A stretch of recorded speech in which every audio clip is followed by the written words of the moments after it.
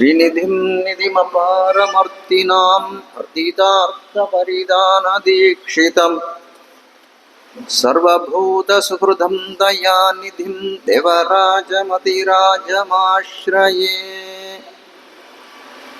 आकारत्रयसम्पन्नाम् अरविन्दनिवासिनीम् अशेषजगदीशित्रीं वन्दे वरदवल्लभाम्। श्रीविष्णुचित्तकुलनन्दनकल्पवल्लीं श्रीरङ्गराजहरिचन्दनयोगदृश्यां साक्षात् क्षमां करुणयां कमलामिवान्यां गोधामनन्यशरणः शरणं प्रपद्ये। அஞ்சுகுடிக்கொரு சந்ததியாய் ஆழ்வார்கள் தம் செயலை விஞ்சி நிற்கும் தன்மயளாய் பிஞ்சாய் பழுத்தாளை ஆண்டாளை பத்தியுடன் நாளும் வழுத்தாய் மனமே மகிழ்ந்து ஸ்ரீவத்சவம் சாம்புதி பூர்ணச்சந்திரம் श्रीरङ्गनाथार्यतनूजरत्नम् तत्पादयुग्माम्बुजभृङ्गराजम् अण्हङ्गराचार्यमहं प्रपद्ये। ஆண்டாள் திருவடிகளே சரணம். ஆழ்வார் எம்பெருமானார் ஜீயர் திருவடிகளே சரணம்.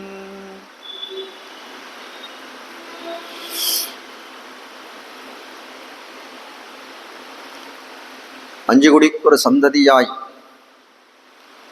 ஆழ்வார்கள் தம் செயலை மிஞ்சி நிற்கும் தன்மையளாய் என்று சொல்லக்கூடிய பெருமை பெற்றவளாய் விளங்கக்கூடியவள் ஆண்டாள் நாய்ச்சியார். அப்படிப்பட்டவள் அந்த கண்ணனை அடைய வேணும் என்ற காரணத்துக்காக கோபியர்களைப் போலே ஒரு அனுகாரத்தை ஏற்றுக்கொண்டாள். அந்த கோப ஜன்மத்தை ஆஸ்தானம் செய்தாள். அது மட்டுமில்ல, கண்ணனை அடைந்தவர்கள் அக்காலத்திலே ஒரு நோன்பு நோற்றார்கள் அப்படின்னு ஒரு வியாஜ மாத்திரத்தாலே ஒரு நோன்பு என்று சொல்லி இந்த திருப்பாவையாகிற அனுபவத்தை ஆரம்பிக்கிறாள். மார்கழி திங்கள் என்று தொடங்கி அதுக்கு அவதாரிகையாக 4-5 பாசுரங்கள் தெரிவித்தாள். கண்ணனை பிரமானை சென்று எழுப்ப வேண்டும். அதற்காக எழுப்பி நானே உனக்கு பரதந்திரப்பட்ட வஸ்து அப்படின்னு தெரிவிக்க வேணும். தங்களுக்கு வேண்டிய பேற்றையெல்லாம் அவன் திறத்தே கேட்டு பெற வேணும் அப்படின்ற எண்ணத்தோட கிளம்பக்கூடியவளான ஆண்டாள் தான் மட்டும் போனால் அது சரியாக இருக்காது. அதனால தன்னுடைய தோழிகளையும் அழைத்து செல்வோம், யாம் பெற்ற இன்பம் இவ்வையகம் எல்லாம் பெற வேண்டும் என்ற பேரவாவினாலே பலதரப்பட்ட ஆட்சியர் பெண்களை எல்லாம் அழைத்து செல்கிறாள். அதற்கு அனுகுணமாக ஏற்கனவே கழியே 9 பெண்களை எழுப்பிவிட்டோம். கடைசியாக இன்னைக்கு அந்த 10வது பெண்ணை எழுப்ப போகிறோம். இந்த எல்லே இளங்கிளியே என்று சொல்லக்கூடிய பாசுரத்தாலே இந்த எல்லே இளங்கிளியே என்ற பாசுரத்தாலே எழுப்பப்படக்கூடிய பெண்ணானவள் எப்படிப்பட்டவள் அப்படின்னு கேட்டா, அது அந்த பாகவதர்களுடைய சமிருத்தியை, அந்த பாகவதர்களுடைய சமுத்தியை, ஒரு கூட்டத்தை, அந்த சமூகத்தை காண ரொம்ப ஆசைப்பட்டவளாய் இருக்கக்கூடியவள். அப்படிப்பட்டவர்தான் அவள் இன்றைக்கு உணர்த்தப்படுகிறாள். எப்படி இதை சொல்றீங்கோ, பாகவதர்களை பாகவத சமிருத்தியை விரும்பக்கூடியவள் இவள் அப்படின்னு கேட்டால், எல்லாரும் போந்தாரோ என்று கேட்கிறாள் இதே பாசுரத்திலே. அதனால இவள் அந்த பாகவதர்களுடைய சமிருத்தியை விரும்பக்கூடியவளாய் இருக்கிறாள் அப்படின்னு காட்டுகிறார்கள் பூர்வாச்சாரியர்கள். அன்பர் ஈட்டம் கண்டிட கூடுமேல் அது காணும் கண்பயனாவதே. அந்த இறை அன்பர்களுடைய கூட்டத்தை கண்டால் இந்த கண் படைத்த பயன் அதுதான் என்று தெரிவிக்கும் வண்ணம் இருக்கக்கூடியது அவ்விடத்திலே விஷயம். அப்போ கண் படைத்த பயன் என்ன அப்படின்னா பாகவதர்களை பார்ப்பது தான். அப்போ இந்த கீழே இருக்கக்கூடிய பாசுரங்கள் 9 பாசுரங்கள் பார்த்தோம் இல்லையா? அந்த பாசுரங்கள் எல்லாம் பார்த்தோம்னா அந்த பாசுரத்துக்கும் இந்த பாசுரத்துக்கும் ஒரு வித்தியாசம், ஒரே ஒரு சின்ன வித்தியாசம் மட்டும் உண்டு. கீழே 9 பாசுரங்களே சில பாசுரங்களே பொழுது விடிந்ததற்கான அடையாளங்களை சொன்னார்கள். சில பாசுரங்கள்ல அடையாளம் சொல்லலை. ஆனா பொதுவா இருக்கக்கூடிய விஷயம் 9 பாசுரங்களாலையும் ஒருத்தரை உணர்த்தினார்கள், ஒரு ஆய்ப்பெண்ணை உணர்த்தினார்கள்ன்றதான் உண்மையான விஷயம். ஆனால் அதுல விஷயம் என்னன்னு பார்த்தீங்கன்னா, இப்போ அடையாளம் சொல்றா, அதுக்கு ஒரு கண்ணழிவு சொல்றா, இல்லை இல்லை இந்த அடையாளம் சரியில்லை.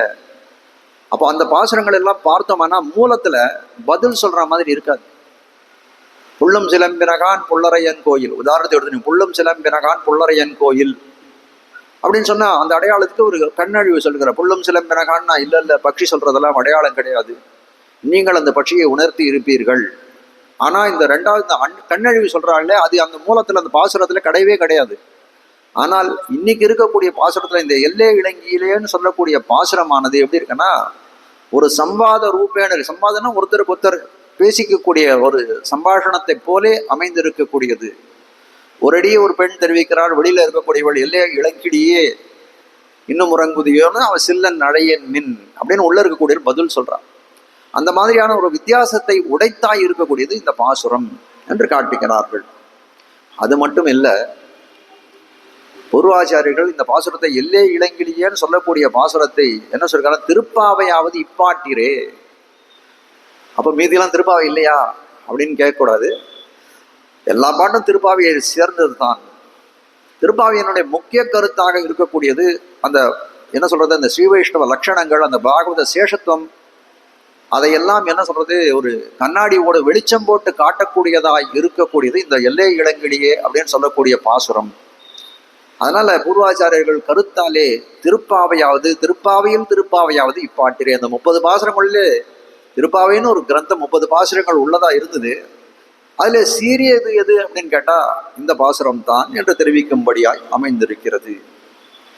அது மட்டும் இல்லையே, கண்ணனை அடையணும்னு தானே இவர்கள் பாசுரங்கள் பாடினார்கள் அப்படின்னு சொல்லலாம்.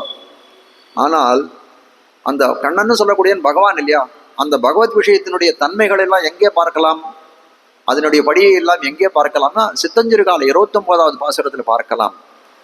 ஆனால் பாகவதர்களுடைய படி, அடியவருக்கு பகவானுக்கு அடியவராய் இருக்கிறவர்களுக்கு அடியவராய் இருக்கக்கூடியவர்கள், அவர்களுடைய தன்மை அந்த படியெல்லாம் எங்கே பார்க்கலாம் அப்படின்னா இந்த பாசுரத்திலே பார்க்கலாம். அதனால்தான் திருப்பாவையாவது இப்பாட்டிரே என்று தெரிவிக்கிறார்கள். கீழே உங்கள் புழக்கடை பாசுரத்தை பார்த்தோம் நேற்றுக்கு. அதுல கடைசியில அந்த பாசுரத்தை முடிக்கக்கூடிய சமயத்தில் எப்படி பாடின என்ன சொன்னார்கள், பங்கைய கண்ணானை பாடியதோர் எம்பாவாய் என்று அந்த பெண்ணை இது பண்ணார்கள். அப்படிப்பட்ட பெண் இன்னைக்கு எழுப்பப்படக்கூடிய பெண்ணுக்கும் நேற்றைக்கு அந்த உங்கள் புழக்கடை பாசுரத்தாலே எழுப்பப்பட்ட பெண்ணும் எப்படின்னா அசலகம், 2 பேரும் பக்கத்து இல்லங்களிலே திருமாளிகைகளே இருக்கக்கூடியவர்கள். அப்ப கடைசியில அந்த பாட்டு சமாப்தத்திலே மங்கைய கண்ணானை பாடேலோர் எம்பாவாய் அப்படின்றது இவளுக்கும் கேட்டது. கேட்ட உடனே என்ன பண்றார், ரொம்ப இனிமையா இருக்கே அந்த பேச்சினுடைய அவர்களுடைய இனிமையை நினைத்தாள். உடனே என்ன பண்ணாள், இவள் நல்ல பாடக்கூடியவளாகவும் இருக்கா. ஆனால் என்ன பண்றார், நல்ல இசையை அமைத்து அந்த பாசுரத்தை மங்கைய கண்ணானை பாடேலோர் எம்பா இந்த உங்கள் புழக்கடை பாசுரத்தை பாடுகிறாள். அப்படிப்பட்ட இவளுடைய இனிமையாக இருக்கக்கூடிய அந்த கண்டத்தினுடைய ஓசையை கேட்டவர்கள் என்ன பண்றார்கள், உடனே என்ன சொல்றா, ஒரு கிளியை போல பாடுறாளே இவன், கிளியை போல பாடுறாளே இவன் இளங்கிளியே என்று அழைக்கிறார்கள். எல்லே இளங்கிளியே இன்னும் உறங்குதியோ சில்லன் அழையேன் மின் நகை மீர் போதருகின்றேன் ஒலையுன் கட்டுரைகள் பண்டே உன் வாயறிதும் வல்லீர்கள் நீங்களே நானேதானாயிடுக ஒலை நீ போதாய் உனக்கென்ன வேறுடையை எல்லாரும் போந்தார் போந்தெண்ணிக்கொள் வல்லானை கொன்னானை மாத்தானை மாத்தழிக்க வல்லானை மயனை பாடேலோர் எம்பாவாய். எள்ளே இளங்கிளியே, ஒருத்தரை சொல்லணும் அப்படின்னா ஒருத்தர் நல்ல நல்ல வெண்மை நிறமா இருக்கிறார் அப்படின்னா என்ன சொல்றோம், பால் போன்ற நிறம், தாமரை போன்ற கண்கள், இப்படித்தானே சொல்லணும். இந்த இடத்துல சொல்ல கிளி போல இருக்கான்னு சொல்லணும், இல்லை கிளி போல பாடினான்னு சொல்லணும். எல்லே இளங்கிளியே, அவளே சொல்லிட்டான், கிளின்னு சொல்லிட்டான். ஆழ்வார் பாடறர், தாவி மையம் கொண்ட தடன் தாமரை கட்கே குவிக்கொள்ளும் காலம் இன்னம் குறுகாதோ. எம்பெருமான் முதல்ல வாமனனாக போனான், அதுக்கப்புறம் திருவிக்கிரமனாக அந்த தானம் மகாபலி இடத்திலே அந்த உதக நீரை ஏற்றான் இல்லையா, அவன் தானம் கொடுத்த இதை ஏற்றுக்கொண்டான். உடனே என்ன பண்ணான், பெரிய திருவிக்கிரமனாக வளர்கிறான். வளர்ந்த காலத்திலே திருவடியாலே இந்த உலகத்தை எல்லாம் அளக்கக்கூடியவனாய் இருக்கிறான். அப்ப என்ன சொல்லணும், அவனுடைய திருவடியை பார்த்து தாவி வையம் கொண்ட தடன் தாமரை போன்ற திருவடிகட்கே அப்படின்னு பாடியிருக்கணும். ஆழ்வார் என்ன பாடினா, தாவி வையம் கொண்ட தடன் தாமரை கட்கே. அவருக்கு வித்தியாசமே ஒன்றும் பார்க்கல, அந்த திருவடியே தாமரையாக பார்த்தார். அதே போல இவர்கள் என்ன பார்த்தார், எல்லே இளங்கிளியே, இளங்கிளியேன்னு சொல்லிட்டார், நீயே கிளின்னு சொல்லிட்டார். இளங்கிளி அப்படின்னு சொன்னா வியாக்கியாதாக்கள் சில இடத்துல ரசோக்தியாக சில விஷயங்களா இளங்கிளின்னு சொல்றீங்களே. கீழே கூட ஒரு இடத்துல பார்த்தோம், பொல்லாவரக்கனை கிள்ளி களைந்தானை அப்படின்னு. உடனே பொல்லாவரக்கணும் திறந்தா நல்ல ரக்கணத்தை இருந்தானா? இருந்தான், விபீஷ்ணஸ்து தர்மாத்மான்னு கீழே பார்த்தோம். அதே இடத்துல இது மாதிரி சொல்றாரு, இளங்கிளியே. இளங்கிளினா ரொம்ப இளமையாக இருக்கக்கூடிய கிளி, சிறியதாக இருக்கக்கூடிய கிளி அப்படின்னு சொல்லக்கூடிய காலத்துல ஏதாவது கிழக்கிளி ஏதாவது உண்டா, கொஞ்சம் வயசான கிளி ஏதாவது உண்டா அப்படின்னா உண்டு. யார் அப்படின்னு கேட்கிறார், அதான் சுகபிரம்மம். சுகபிரம்மம் சுகமுனிவர் யார், எப்பேற்பட்டவர்னா அவர் கிளிய போல உருவத்தை கொண்டவராகத்தான் அவர் தான் தெரிவிக்கிறார்கள். எத்திசையும் அமரர் பணிந்தேத்தும் இருடி கேசன் வரி செய்ய முத்தன்ன வெண்முறுவல் செய்ய வாயும் முலையும் அழகழிந்தேன் கொத்தலரு காவில் மணித்தடம் கண்படை கொள்ளும் இளங்குயிலே. ஆடலே பாடம் நாச்சார் திருமொழி. புத்தலர்காவில் மணித்தடம் கண்படை கொள்ளும் இளங்குயிலே. இளங்குயிலேன்னு பாடுறான் அந்த இடத்துல. குயில்ன்ற இடத்துல இளங்குயில்னு பாடினா அவர் கேட்கிறா, இளங்குயில் நீ சொல்றியே, அப்போ விருத்தரான குயில் வயதான குயில் யார்? வந்தே வால்மீகி கோகிலம். வால்மீகி தான், வால்மீகி கோகிலம் குயில்னு தானே சொல்றாரு அவரை. ஆனால் சொல்றாரு வால்மீகி விருத்தரான வயதான கிளி குயில் யாருன்னு கேட்டா, குயில் யாருன்னு கேட்டா வால்மீகி தான் என்று தெரிவிப்பதா வியாக்கியானத்திலே காட்டுகிறார்கள். இப்போ உணர்த்த வந்தார்கள் இல்லையா. ஆனால் இவர்கள் எல்லையே இளங்கிளியே அப்படின்னு நல்ல விதத்துல இவர்கள் சொன்னார்கள். எழுப்பக்கூடியல நல்ல முறையில இவர்கள் மனசுல என்ன நினைச்சார், கிளி போல ரொம்ப இனிமையாக பாடுகிறாள், நம்ம பாடுறதை கேட்டு பாடுறாள், அதனால கிளி போல இருக்கு, அவளுடைய திருமிடற்றுவசை அந்த குரல் வளம் நன்றாக இருக்கிறது அப்படிலாம் நினைச்சுன்னு இளங்கிளியன்னு சொன்னான். அவன் உள்ள இருக்க என்ன நினைச்சுட்டா வேற மாதிரி நினைச்சுட்டான். அப்போ என்ன நினைக்கிறாள், நம்மளை இங்க உணர்த்த வந்தவர்கள் இவ்வளவு உலங்கிளியேன்னு கூட்ட உடனே என்ன நினைச்சுக்கிறார், நம்ம பக்கத்து வீட்டு பண்ண எழுப்பிச்சா என்ன சொன்னான், நாணாதாய் நாணமில்லாதவளே நாவுடையாய் ரொம்ப ஜாஸ்தியா பேசக்கூடியவளே இப்படிலாம் தானே சொன்னான்.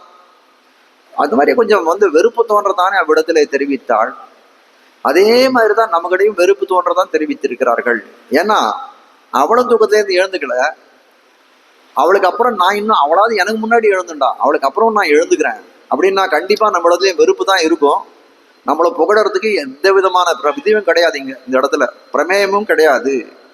அதனால நம்ம நிந்தைக்கு உரியவள் தான், அதனால நம்மளை இளங்கிளியேன்னு கூப்பிடுறார்கள் அப்படின்னு தெரியும். இது புகழ்ச்சி இல்லை, வஞ்ச புகழ்ச்சி. வஞ்ச புகழ்ச்சின்னு சொல்ல, வஞ்ச புகழ்ச்சி இது அப்படின்னு நினைக்கிறாளாம். அப்போ இவர்கள் கூப்பிடுறதுக்கு காரணம், இளங்கிளியேன்னு கூப்பிடுறதுக்கு வேற ஏதோ காரணம் இருக்கணும் அப்படின்னு நினைச்சு யோசிச்சிருப்பாங்க. மாசுடை உடம்போடு தலையுளறி வாய்ப்புறம் வெடுத்தொரு போதும் உண்டு. இவர்கள் இந்த உணர்த்த வந்தவர்கள்லாம் இருக்காளே, அவர்களெல்லாம் இவள் வீட்டு வாசலை கம்பியை பிடிச்சிட்டு நிக்கிறா, கதவை பிடிச்சிட்டு நின்றுருக்கான். அவ உடம்பு எப்படி இருக்குன்னா, மாசுடை உடம்போடு, மாசுன்னா அழுக்கேறிய உடம்பா இருக்கு. மாசுடை உடம்போடு தலையுளறி, தலையெல்லாம் அப்படியே கூந்தலெல்லாம் கலைச்சு போட்டதா இருக்கு. வாய்ப்புறம் வெடுத்தொரு போதும் உண்டு. நன்னா கோவைப்பழ மாதிரி கோவை வாயால் பொருட்டான்னு சொல்லும்படியாய் கோவைப்பழத்தை போல இருக்கணுமே.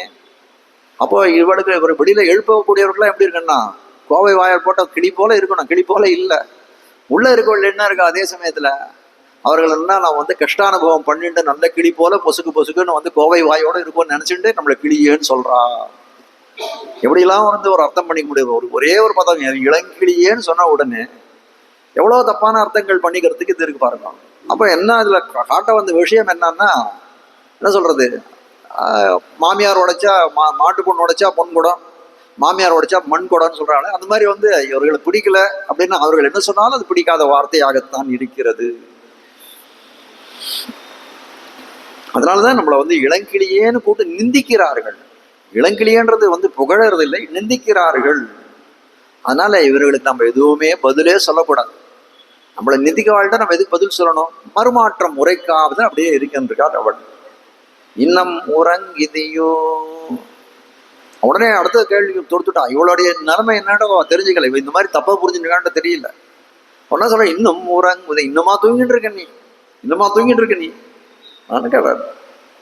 நாங்கள் வரத்துக்கு முன்னாடி நீ தூங்கிட்டு இருந்தான்னா நியாயம், நாங்கள் வந்ததுக்கு அப்புறமா தூங்குறது எந்த விதத்தில் நியாயம்?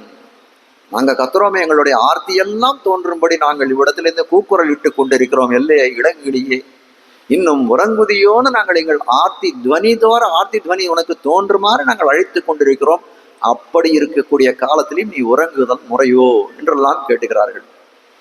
ஆனால் உள்ளே இருக்கக்கூடியவள் உறங்குகிறாளன்னா அவள் உறங்கவில்லையே. ஏற்கனவே பங்கைய கண்ணானைன்னு கீழே அந்த உங்கள் புழக்கடையில பாடினதே அவள் காதில் விழுந்துடுத்து, காதில் விழுந்துடுத்து இல்லையா? அப்போ வந்து என்னன்னு பண்றார், பங்கைய கண்ணானே அந்த இடத்துல சொன்ன உடனே இவளுக்கு வந்து மனமானது அந்த கிருஷ்ணானுபவத்திலே திளைத்து விட்டது. அப்படியே கிருஷ்ணனை நினைச்சு அனுபவம் பண்ணி கொண்டிருக்கிறாள். அப்படி இருக்கக்கூடிய காலத்துல எல்லைய இளங்கிளியன் இவர்களும் கூப்பிட்டார்கள். சரி, நம்மளை கிளின்னு சொல்றாளே வந்து இது நம்மளை நிந்திக்கக்கூடியது, அதனால மறுமாற்றம் எதுவும் சொல்ல வேண்டாம்னு அவ கிருஷ்ணானுபவத்தை தொடர்ந்து கொண்டிருக்கிறாள். அதுக்கு மேல என்ன சொல்றா, இன்னும் உறங்குதியோ. கிருஷ்ணன் பற்றி நினைச்சுட்டே இருக்க என்ன பண்றா, உடனே இன்னும் உறங்குதியோ. இன்னும் இவ திருப்பி திருப்பி தொந்தரவு பண்றாள், கிருஷ்ணானுபவத்துக்கு இடையூறாக இருக்கிறார்களே. சில்லென் அழையேன் மின், சில்லென் அழையேன் மின் அப்படின்னு தெரிவிக்கிறார். சில்லென் அழையேன் மின் அப்படின்னா நீங்க பேசுறது எப்படி இருக்கு தெரியுமா? உங்களை வெறுப்பு தோன்ற எனக்கு வந்து ரொம்ப கோபம் பத்தை மூட்டக்கூடியதா இருக்கிறது, எங்களுக்கு வெறுப்பு உண்டாகுமாறு சில்லன் அழையேன் மின் அந்த மாதிரி கூப்பிடாதீங்க. ரொம்ப எனக்கு கோபம் வரும்படியாக, எனக்கு வந்து வெறுப்பு தோன்றும்படியாக நீங்கள் அழைக்கா. சில்லன் அழையேன் மின்.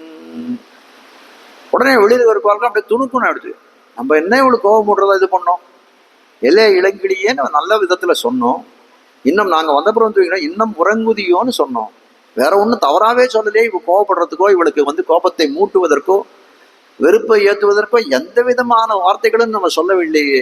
உடனே அவளுடைய ஸ்திதி முன்காலத்துல எப்படி இருந்தது, இப்போ எப்படி இருக்கு அப்படிங்கிறதை சொல்லுகிறார்கள்.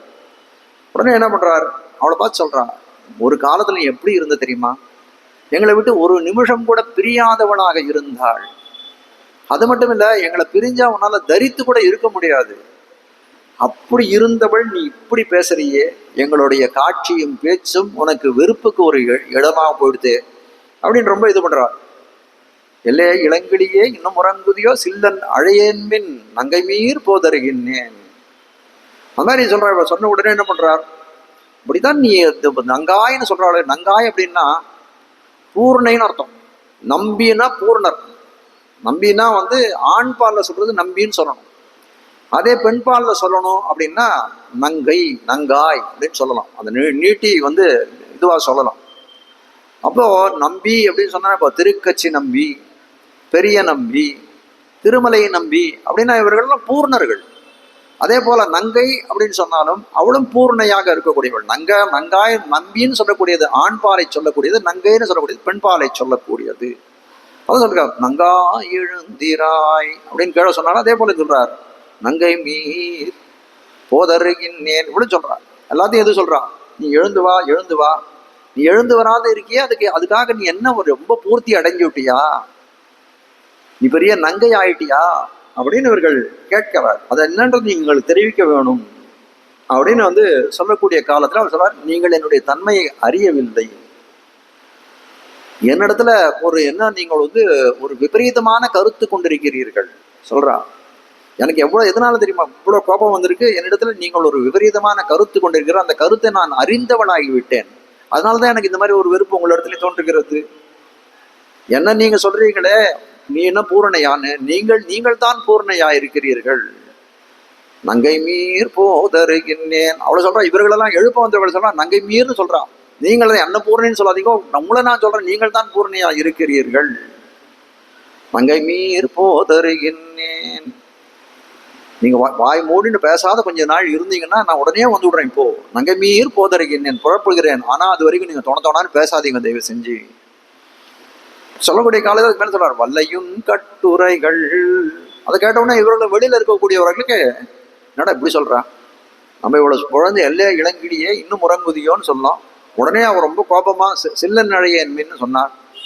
சில்லன் அழையன் மீன் சொன்னா நாங்க அப்படி என்ன இது பண்ணோம், எங்களுடைய பேச்சை பார்த்து உனக்கு என்ன வெறுப்பு, எங்களிடத்துல எவ்வளவு ஸ்னிக்தையா எங்களுக்கு தோழியாய் உயிர் தோழியாய் இருந்தவள் ஒரு காலத்தில எங்களை விட்டு பிரியாதவளாய் இருந்தால், பிரிந்தால் தெரியாதவளாய் இருந்தால், இப்போ எங்களுடைய காட்சியும் பேச்சும் உனக்கு இவ்வளவு வெறுப்பை மூட்டுவதாக இருக்கிறதே, இது என்ன ஒரு அநியாயம், நாங்க என்ன அப்படி உனக்கு தப்பு பண்ணிவிட்டோம் அப்படின்னு கேட்கக்கூடிய காலத்துல நீங்க விபரீதமா நினைச்சுட்டீங்க, என்னை இளங்கிலின்னு சொன்னதுக்கு காரணம் இதுதான் அப்படின்னு இவர்கள் என்ன நினைச்சு சொன்னாலோ அதுக்கு விபரீதமான காரணத்தை கற்பித்தாள் அவள்.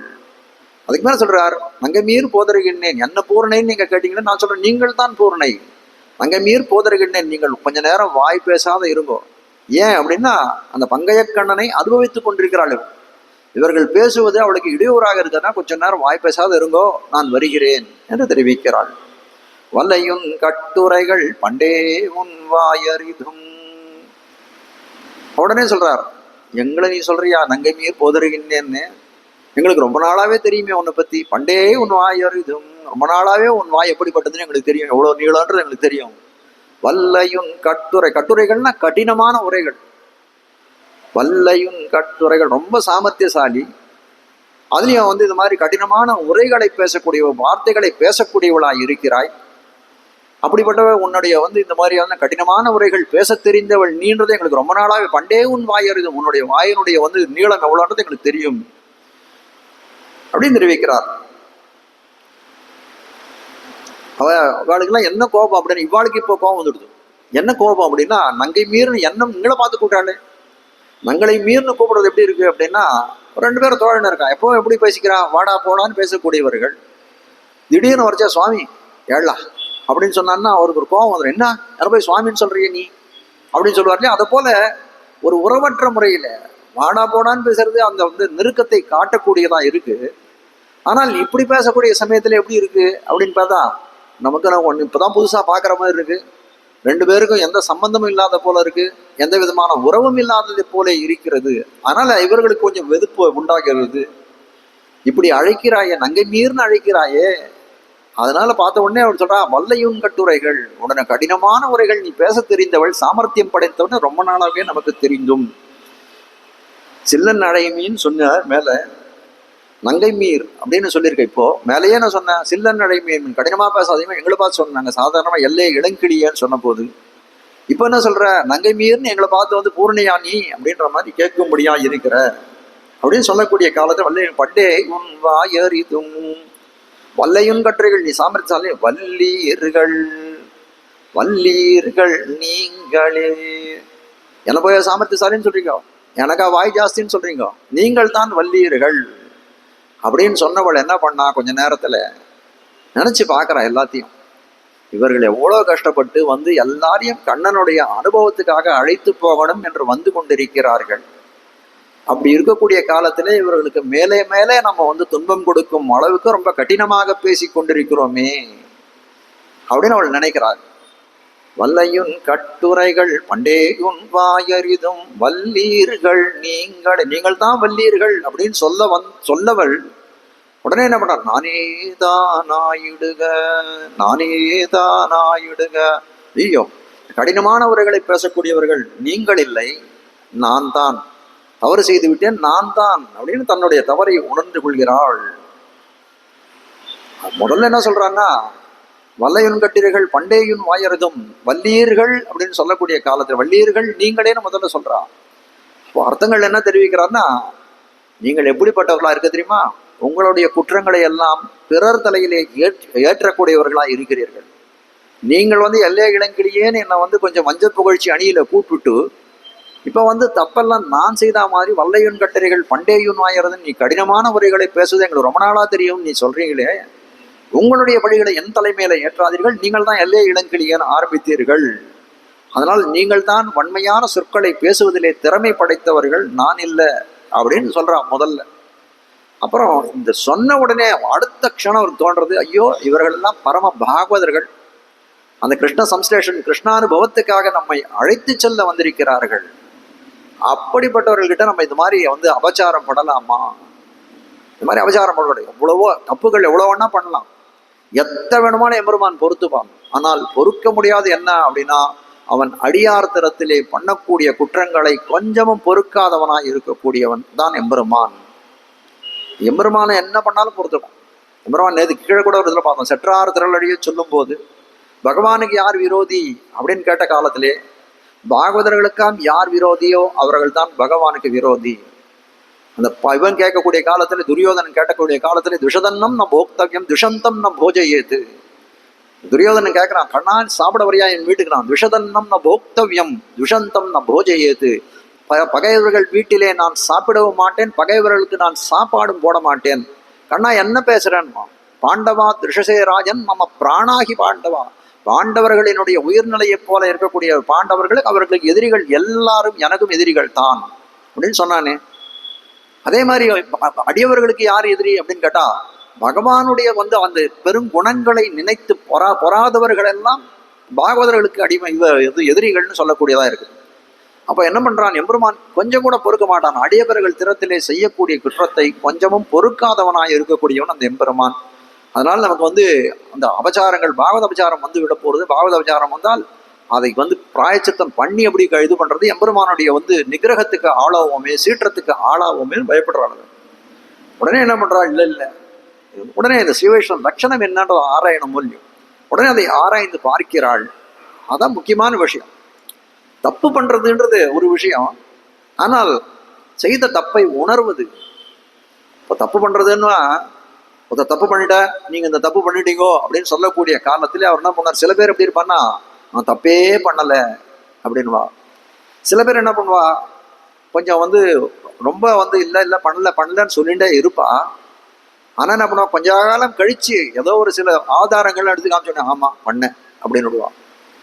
சில பேர் என்ன பண்ணுவா, செய்த குற்றத்தை ஆமா குற்றம் செய்து விட்டேன் அப்படின்னு சொல்லுவா. ஆனால் இது எல்லாத்தையும் காட்டி உத்தமமானது என்ன அப்படின்னு கேட்டா, குற்றமே செய்யாதவனாய் இருந்தாலும் ஒரு பாகவதன் உனக்கு நீ இந்த குற்றம் செய்தாய் என்று சொன்னானே, ஆனால் ஒரு அடியார் நீ குற்றம் செய்தாய் என்று சொன்னானே, ஆனால் அந்த குற்றம் தான் செய்யாவிட்டாலும் அந்த குற்றத்தை செய்தவனாக ஏற்றுக்கொள்ளக்கூடியவன் தான் பரம பாகவதன். அவன் திறத்திலே விளங்கக்கூடியதுதான் ஸ்ரீ வைஷ்ணவ லட்சணம். அதனால்தான் திருப்பாவையாவது இப்பாட்டிரே என்று தெரிவிக்கிறார்கள். அதனால இவன் என்ன நினைக்கிறா, அந்த வைஷ்ணவ லட்சணம், ஸ்ரீ வைஷ்ணவ லட்சணத்தை நாம் கடைபிடிக்க வேணும் அப்படின்னு நினைக்கிறவர். அதனால என்ன பண்றார், அந்த சொல்லக்கூடியவர்களுடைய என்ன சொல்றது, அந்த கௌரவத்தை மதிக்கிறாள். அதுக்காக என்ன பண்றார், மறுமொழியே சொல்லல. வல்லியர்கள் நீங்களேன்னு சொன்னவள், நானே தாய் நாடுக, எல்லா குற்றத்தையும் நானே செய்ததாக இருக்கட்டும் அப்படின்னு தெரிவிக்கிறார்கள். இப்படிப்பட்ட அனுஷ்டானங்கள்லாம் எப்படி நமக்கு கிடைச்சிரும்? அதாவது ஒரு நூல்களை, நிறைய நூல்களை படிச்சா, கிரந்தங்கள் எல்லாம் படிச்சா நமக்கு அந்த ஞானம் ஏற்பட்டுருமா? அப்படி ஏற்படணும்னா சொல்ல முடியாது. இல்ல, ஞான அனுஷ்டானங்கள்ல குறைவின்றி விளங்கக்கூடிய இவருக்கு எல்லாருக்கும் இது அரிதானதுதான். மாமுனிகளே என்ன சொல்றார், பிறர் மினுக்கும் பொறாமையில்லா பெருமையும் பெற்றோமேன்னு தெரிவிக்கிறார். அப்போ சொல்லக்கூடியது என்னன்னா, ஒவ்வொரு அளவுலயே என்ன பண்றா, பல பேர் அவரை பார்த்தே கத்தோர்கள் தாமுகப்பர் கல்வி தன்னில் ஆசையுள்ளோர் பெத்தோம் என உகந்து பின்பர்கள் மற்றோர்கள் மாத்சரியத்தால் இகழில். பொறாமையால் நான் எழுதக்கூடிய கிரந்தத்தை இகழ்ந்தார்களே, ஆனால் அதனால நமக்கு வர வேண்டியது என்ன அப்படின்னு கேட்டால், அதனால எனக்கு ஒன்றும் இல்லைன்றது ஒரு விஷயம். மாமுனிகள் அதை பெருசாக நினைக்கலான்றது ஒரு விஷயம். ஆனால் அது மாமுனிகள் காலத்துல இருந்தவர்கள் கூட அந்த பொறாமையில தானே இருந்திருக்கார்கள். அப்போ அந்த பொறாமை குணம்ன்றது காலம் காலமாக இருந்து வரக்கூடியதா இருக்கிறது. அதனால இப்ப காட்ட வந்த விஷயம் என்னன்னா, அப்பே செய்யலைன்னா கூட சொல்லக்கூடியவர்கள் யார் அப்படின்னு பார்த்தா, அவன் சிறந்த வைஷ்ணவ உத்தம அதிகாரியாய் இருக்கக்கூடியவனாய் இருக்கக்கூடிய திறத்திலே என்ன பண்ணணும் அப்படின்னா, நானே தான் ஆயிடுக. இது இப்படிப்பட்ட அனுஷ்டானம் எப்படி ஒரு நூல்களை படித்ததுனால வருமா, நற்குலத்திலே பிறந்ததுனாலே வருமா அப்படின்னா, இது பகவானுடைய கடாட்சத்தினாலேயே தான் வரும் என்று தெரிவிக்கிறார்கள். இதுக்கு ராமாயணத்திலிருந்து ஒரு சிறந்த காட்சியை எடுத்து காட்டுகிறார்கள். அதாவது தசரதன் ராமனை காட்டுக்கு அனுப்பிட்டான். காட்டுக்கு அமிச்சு அவனை வந்து ராமனுடைய பிரிவை தாங்க முடியாமல் அவனை வந்து பரலோகம் போய் சேர்ந்தான் தசரதன். அப்புறம் என்ன பண்றான், கடைசியில் பரதனும் வந்து அவனுக்கு வந்து அந்த சரம கைங்கரியங்களை பண்றதுக்கு ஆள் இல்லை, உத்தரக்கிரியெல்லாம் ஈமக்கிரியெல்லாம் பண்றதுக்கு யாரும் பசங்கள் யாரும் இல்லை. ராமனும் லக்ஷ்மணனும் காட்டுக்கு போயிட்டான், பரதனும் சத்ருகனும் வந்து அவன் மாமா வீட்டுக்கு போயிட்டான், யுஜாஜித்ன்ற வீட்டுக்கு. அவனெல்லாம் வரவழைத்தார்கள். அந்த இதெல்லாம் வந்து முடிஞ்சுது. எல்லாம் பரதன் வந்தான், வந்து தசரதனுடைய ஈமச்சடங்குகள் எல்லாம் முடிஞ்சுது. சத்ருகனன் சொல்றான் அந்த காலத்துல, அண்ணா ராமன் எப்பேற்பட்டவனா இருக்கக்கூடியவன், ரொம்ப பெரிய பலவான் புத்திமான். ஆனால் அவனை வந்து ஒரு நிமிஷத்துல ஒரு பெண் சூழ்ச்சி பண்ணி வனத்துக்கு அமுச்சு விட்டாளே. மாற்றுத்தாய் சென்று வனம் போக என்றிட கூற்றுத்தாய் சொல்ல கொடிய வனம் போனை, ஈற்றுத்தாய் தொடர்ந்து எம்பிரான் என்னட கூற்றுத்தாய் சொல்ல கொடிய வனம் போன சீற்றமில்லாதா அவனை பாடிப்பற சீதை மணாளனை பாடிப்பற. ஒரே ஒரு தாய் ஒரு பெண்ணினுடைய சூழ்ச்சியாலே எப்பேற்பட்டவன் ஒரு ராஜாவா ஆகக்கூடியவன் கடைசியில வந்து வனத்திலே போய் நிற்கக்கூடிய அளவுக்கு வந்துட்டானே அவனுக்கு, எப்பேற்பட்ட இது என்று காட்டுகிறார்கள். ஆனால் ராமன் அதை பத்திலாம் கவலைப்பட்டானா, அதெல்லாம் ஒண்ணுங்க கவலையே படலை. அவனுக்கு என்ன கவலை இருந்தது, ஒண்ணும் இல்லை. அந்த கம்பர் பெருமான் எழுதக்கூடிய காலத்துல வால்மீகி எழுதினார், வனவாசம் மகோதயா, வனவாசம் போகணுன்ற, அதாவது ராஜ்யம் ஏத்துக்கணும்னு சொல்லக்கூடிய காலத்துல எப்படி இருந்ததா, கொஞ்சம் புன்சிரிப்பு தான் இருந்தது. ஆனால் காட்டுக்கு போன்னு சொன்ன காலத்துல எப்படி இருந்ததுன்னா அப்படியே பெரிய சிரிப்பு, அப்படியே வந்து பெரிய சந்தோஷம் எனக்கு வந்து ஒட்டி கொண்டதை போல நினைத்து கொண்டான் என்று தெரிவிக்கிறார் கம்பர் பெருமானார். அதை எழுதணும் அப்படின்னு நினைக்கிறார். ராமன் வனவாசோ மகோதயான்னு சொல்லப்படியாய் வால்மீகி பெருமான் சொல்லியிருக்காரு. அதை தமிழ் செய்யுளா வடிக்கக்கூடிய காலத்துல எப்படி வடிக்க முடியும் இதை என்று யோசனை பண்ணி பார்க்கிறார். ஆனால் அவருக்கு வந்து ஒன்றும் தோணல, ராமனுடைய திருமுக மண்டலம் எப்படி இருக்குன்னு தோணல. வால்மீகிக்கு என்னன்னா ஒரு வரம் என்னன்னா, அவர்கள் சிரித்தாலும் அசித்தம் பாஷித்தம் எது பண்ணாலும் அவர்கள், ராமன் சிரித்தாலும் சரி, பேசினாலும் சரி, அழுதாலும் சரி, எது பண்ணாலும் அவருக்கு ஞான திருஷ்டியிலே அறியக்கூடிய ஒரு வரத்தை கொடுத்திருந்தார்கள். அவரால் பண்ண முடிஞ்சது. ஆனால் கம்பர் பெருமானர் என்ன பண்ணார், அவருக்கு வால்மீகி தான் வந்து மூலமே. அந்த வால்மீகி ராமாயணத்தை மூலமாக கொண்டுதான் தமிழிலே கம்பர் ராமாயணம் இயற்றினார். அப்போ அப்படி இருக்கக்கூடிய காலத்திலே அவரால் இந்த வனவாசத்துக்கு போன்னு சொல்லக்கூடிய காலத்திலே ராமனுடைய திருமுக மண்டலம் எப்படி இருந்ததுன்னு தெரியல. அப்போ என்ன பண்றார், சரி இன்னைக்கு நாம் எழுத வேண்டியதை வந்து யோஜனை பண்ணிட்டு எழுதலாம் அப்படின்னு சொல்லிட்டு அந்த கட்டத்தை அப்படியே ஓலைச்சுவடியை மூடி வச்சுட்டு படுத்துட்ட உடனே ராமர் பெருமான் சக்கரவர்த்தி திருமான் அவருடைய சொப்பனத்திலே சேவை சாதிக்கிறார் கம்பருக்கு சேவை சாதிச்ச உடனே இப்படிதான் இருந்தேன், வனவாசத்துக்கு போகக்கூடிய காலத்துல நான் இப்படிதான் இருந்தேன்னு தன் திருமுக மண்டலத்தை அவருக்கு சொப்பனத்திலே காட்டி கொடுத்தார் சக்கரவர்த்தி திருமகன். அதை கேட்ட உடனே எழுந்தாராம், இப்பொழுது எம்மனோரால் இயம்புதற்கு எளிதோ யாரும் செப்பரும் குணத்திராமன் திருமுகச் செவ்வி நோக்கின் ஒப்பதே முன்பு பின்பு வாசகம் உரைக்க கேட்ட அப்பொழுதளர்ந்த செந்தாமரையை வென்றதம்மான்னு எழுதுற. இப்பதான் பூத்து இருக்கக்கூடிய ஒரு செந்தாமரை எவ்வளவு அப்படியே வந்து அதுவா இருக்கும், அது வந்து என்ன சொல்றது, அது பரிமளம் மிக்கதா இருக்கும், நறுமணம் மிக்கதா இருக்கும், எவ்வளவு வந்து அது உயிர் துடிப்போட இருக்கக்கூடியது, அப்பொழுதளர்ந்தது அப்படின்னா அதை வென்றதாக இருக்கக்கூடியது ராமனுடைய திருமுக மண்டலம் அப்படின்னு சொல்லக்கூடியதாய் வனவாசத்துக்கு போன்னு சொல்லக்கூடிய காலத்துல என்ன பண்ண அவனும் கவலைப்படாத போனான் என்றதை காட்ட வந்த விஷயம் தான் இந்த இடத்துல. அப்படிப்பட்டவன் என்ன பண்றான், மாட்டுக்கு போயிட்டானே அப்படின்னு எல்லாம் சத்ருகனன் வந்து இவனிடத்துல பரதன் தெரிவிக்கிறான். அந்த சமயத்துல என்ன பண்றான், இந்த மந்தரைன்னு சொல்லக்கூடிய இந்த கூனி அவ்வளவுதானே கொடிய ஒழ்வாய் கடிய சொற்கேட்டுன்னு சொல்லும்படியாய் அந்த கொடியவளுடைய வந்து கடிய சொற்களை கேட்டால் கைகேசி ராமன் வந்து அதனால கானகம் போக வேண்டிய ஒரு கட்டாயம் ஏற்பட்டது. உடனே என்ன பண்றான், அந்த சத்ருகனன்னு சொல்லக்கூடிய பரதனை பார்க்கறதுக்கு வரான். எதுக்காகன்னா பரதனுக்கு ராஜ்யத்தை வாங்கி கொடுத்துருக்காளே, அதாவது பரிசில்கள் வாங்கிட்டு போகலாம் அப்படின்னு வரான். உடனே என்ன பண்றான், அங்க இருக்கக்கூடிய சேவர்கள் எல்லாம் பிடிச்சி சத்ருகனன் இடத்துல ஒப்படைச்சுடுறான்.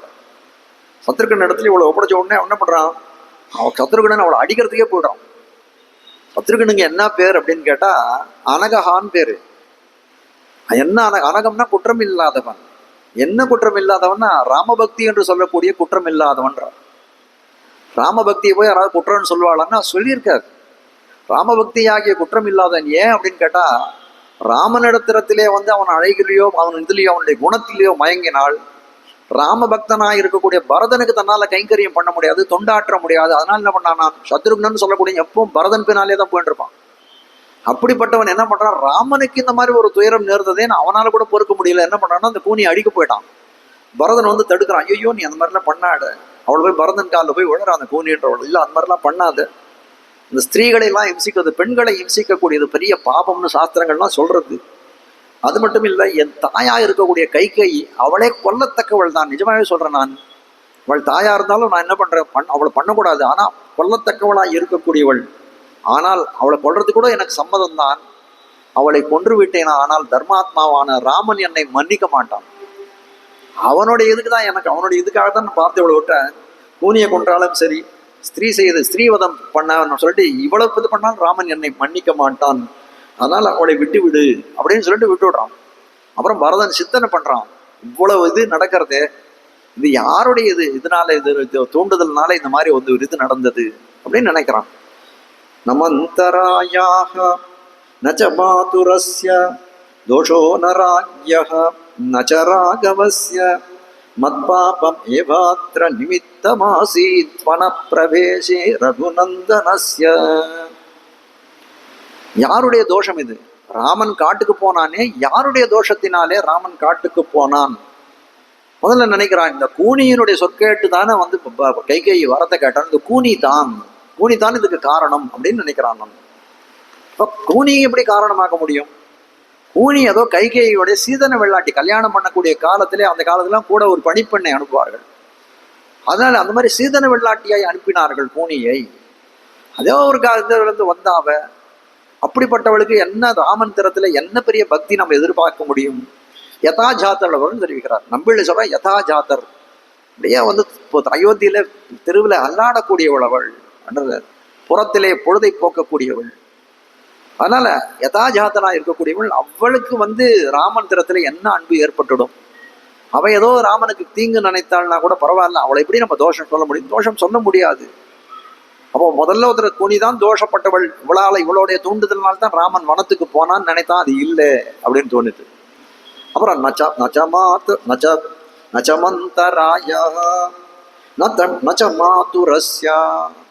கூனி சொல்றத சொல்லிட்டா.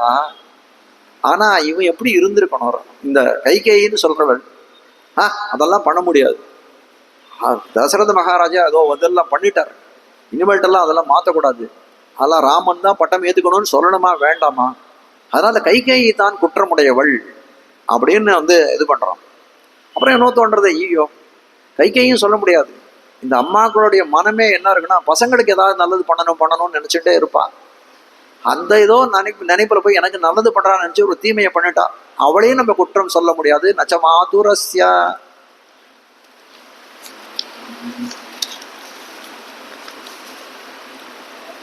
தோஷோ நராக்யா. கைகேயி தான் அப்படி பண்ணிட்டான். இந்த ராமன் தசரதனுக்கு எவ்வளவு அபிமானமான புத்திரன். அவன் இல்லைன்னா, ராமன் இல்லைன்னா வந்து ஒண்ணுமே கிடையாது. ராமன் போனவுடனே இந்த பக்கத்துல தான் வந்து பரகதியை அடைந்தானே தசரதன். அப்படி இருக்கக்கூடிய காலத்திலே அவன் என்ன சொல்லியிருக்கணும்? சத்தியவாதின்னு வேற பேரை வாங்கியிருக்கான். அவன் என்ன பண்ணணும்? நான் வந்து அது எல்லாரும் எதிர்க்கும் சபையில எல்லாரும் எதிர்க்கும் நான் சொல்லிட்டேன், ராமனுக்கு பட்டாபிஷேகம் பண்ணி வைக்கிறேன்னு சொல்லிட்டேன். வசிஷ்டர் நாளை குறித்து இது குறித்தாச்சு பட்டாபிஷேகத்துக்கு. அது மட்டும் இல்ல, அதுக்கு ராமனாக இருக்கக்கூடியவன் அதுக்கு அங்கமாக அந்த பட்டாபிஷேகத்துக்கு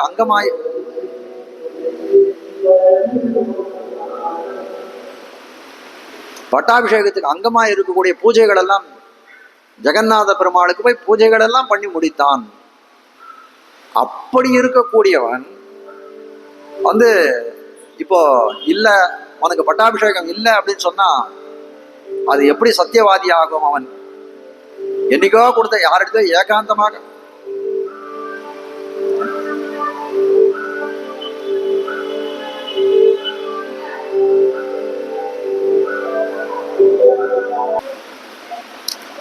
ஒரு சமயம் பட்டாபிஷேகம் உண்டு அப்படின்னு சொன்னான், இன்னொரு சமயம் பட்டாபிஷேகம் இல்லை. ஏன்னா நான் கைகேயிக்கு வாக்கு கொடுத்துட்டேன்னா. ஏன் இப்போ ராமனுக்கு தானே வாக்கு கொடுத்த, சபையில இருக்க ஜனங்களுக்கெல்லாம் வாக்கு கொடுத்திருக்கிறேன் நீர். அப்போ தோஷப்பட்டவன் யார் அப்படின்னா ராஜா தான். ஆனால் என்ன பண்றது, ஆபாச தர்மம். ஏதோ கைகேயி கொடுத்ததுல என்ன பண்ணுவான், ஏதோ கைகேயி கிட்டத்துல ரொம்ப ஆசையாக இருக்கக்கூடிய புருஷனா இருந்தான் அவன். அதனால வந்து அவன் வந்து இது பண்ணிட்டான். ராஜாவும் தோஷம் இல்லை அப்படின்னு சொல்லிட்டான். அப்ப வேற யாரு தான் சொல்ல முடியும்? நச்ச ராகவஸ்யா, ராகவன் தான், ராமன் தான் இதுல குற்றவாளின்ட்டான். ராமனா குற்றவாளி? அப்புறம் நினைச்சு பாக்குற, ராமனை போய் குற்றவாளின்னு சொல்றோமே. அவன் எப்பேற்பட்டவனா இருக்கிறான். பித்ருவாக்கியத்தை பரிபாலனம் செய்வதற்காகவே இந்த உலகத்திலே பிறந்தவன். பெரியவர்கள் சொல் கேட்பது அப்படின்னு சொல்லக்கூடிய சாமானிய தர்மம் என்ன உண்டோ அப்படிப்பட்ட தர்மத்தை இந்த உலகத்திலே அனுஷ்டித்து காட்டுவதற்காக வந்தவன் ராமன் என்று காட்டுகிறார்கள். அப்படி இருக்கக்கூடிய காலத்திலே தசரதன் ஒரு வார்த்தை சொல்லுகிறான் அப்படின்னு சொன்னா அதை எப்படி மீறி நடக்க முடியும்? அதனால தோஷம் ராமனிடத்திலும் இல்லை அப்படின்னு காட்டுகிறான். அப்ப வேற யார்கிட்டதான் இருக்கு அப்படின்னு கேட்டான். என்னுடைய பாபம் தான். பரதன் சொல்றான், என்னுடைய பாபம் தான் ராமன் இவ்வளவு கஷ்டத்தையும் அனுபவிப்பதற்காக மத்பாபமேவ மற்ற நிமித்தமாசித் மத்பாபமேவாத்திர நிமித்தமாசித் வனப்பிரவேசே ரகுநந்தனஸ்ய. என்னுடைய பாபத்தினால்தான் ரகுநந்தனாக ராகவன் இப்பொழுது காட்டிலே இருக்கிறான். நாணயத்தான் ஆயிடுக என்று தெரிவித்தான் என்று சொல்லுகிறார்கள். இப்ப காட்ட வந்த விஷயம் என்ன? நாணயத்தான் ஆயிடுகன்ற ஒரே ஒரு பதமா இருக்கலாம், சப்தமா இருக்கலாம். ஆனால் அது தெரிவிக்கக்கூடிய அர்த்தம் பெரிய அர்த்தமாகிறது. அது அந்த குற்றங்களை ஒப்புக்கொள்ளக்கூடிய, தப்பே செய்யலன்னா கூட அந்த குற்றத்தை தன் தலையிலே போட்டுக் கொள்வதைப் போலே இருக்கிறது. ஸ்ரீரங்கத்திலே நம்பிள்ளைன்னு ஒரு பரமாச்சாரியர் ஒருத்தர் எழுந்தருளி இருந்தார். ரொம்ப, அதாவது என்ன சொல்றது, அவருடைய ஞானம் இவ்வளவுதான் அளவிட்டு சொல்ல முடியாத அளவுக்கு ரொம்ப பெரிய ஞானம் படைத்தவராக இருந்தார். கூரத்தாழ்வான் குமாரராடிய பராசர பட்டர் அவருடைய உபன்யாச காலக்ஷேப கோஷ்டியிலே அன்வைத்திருக்கிறார்.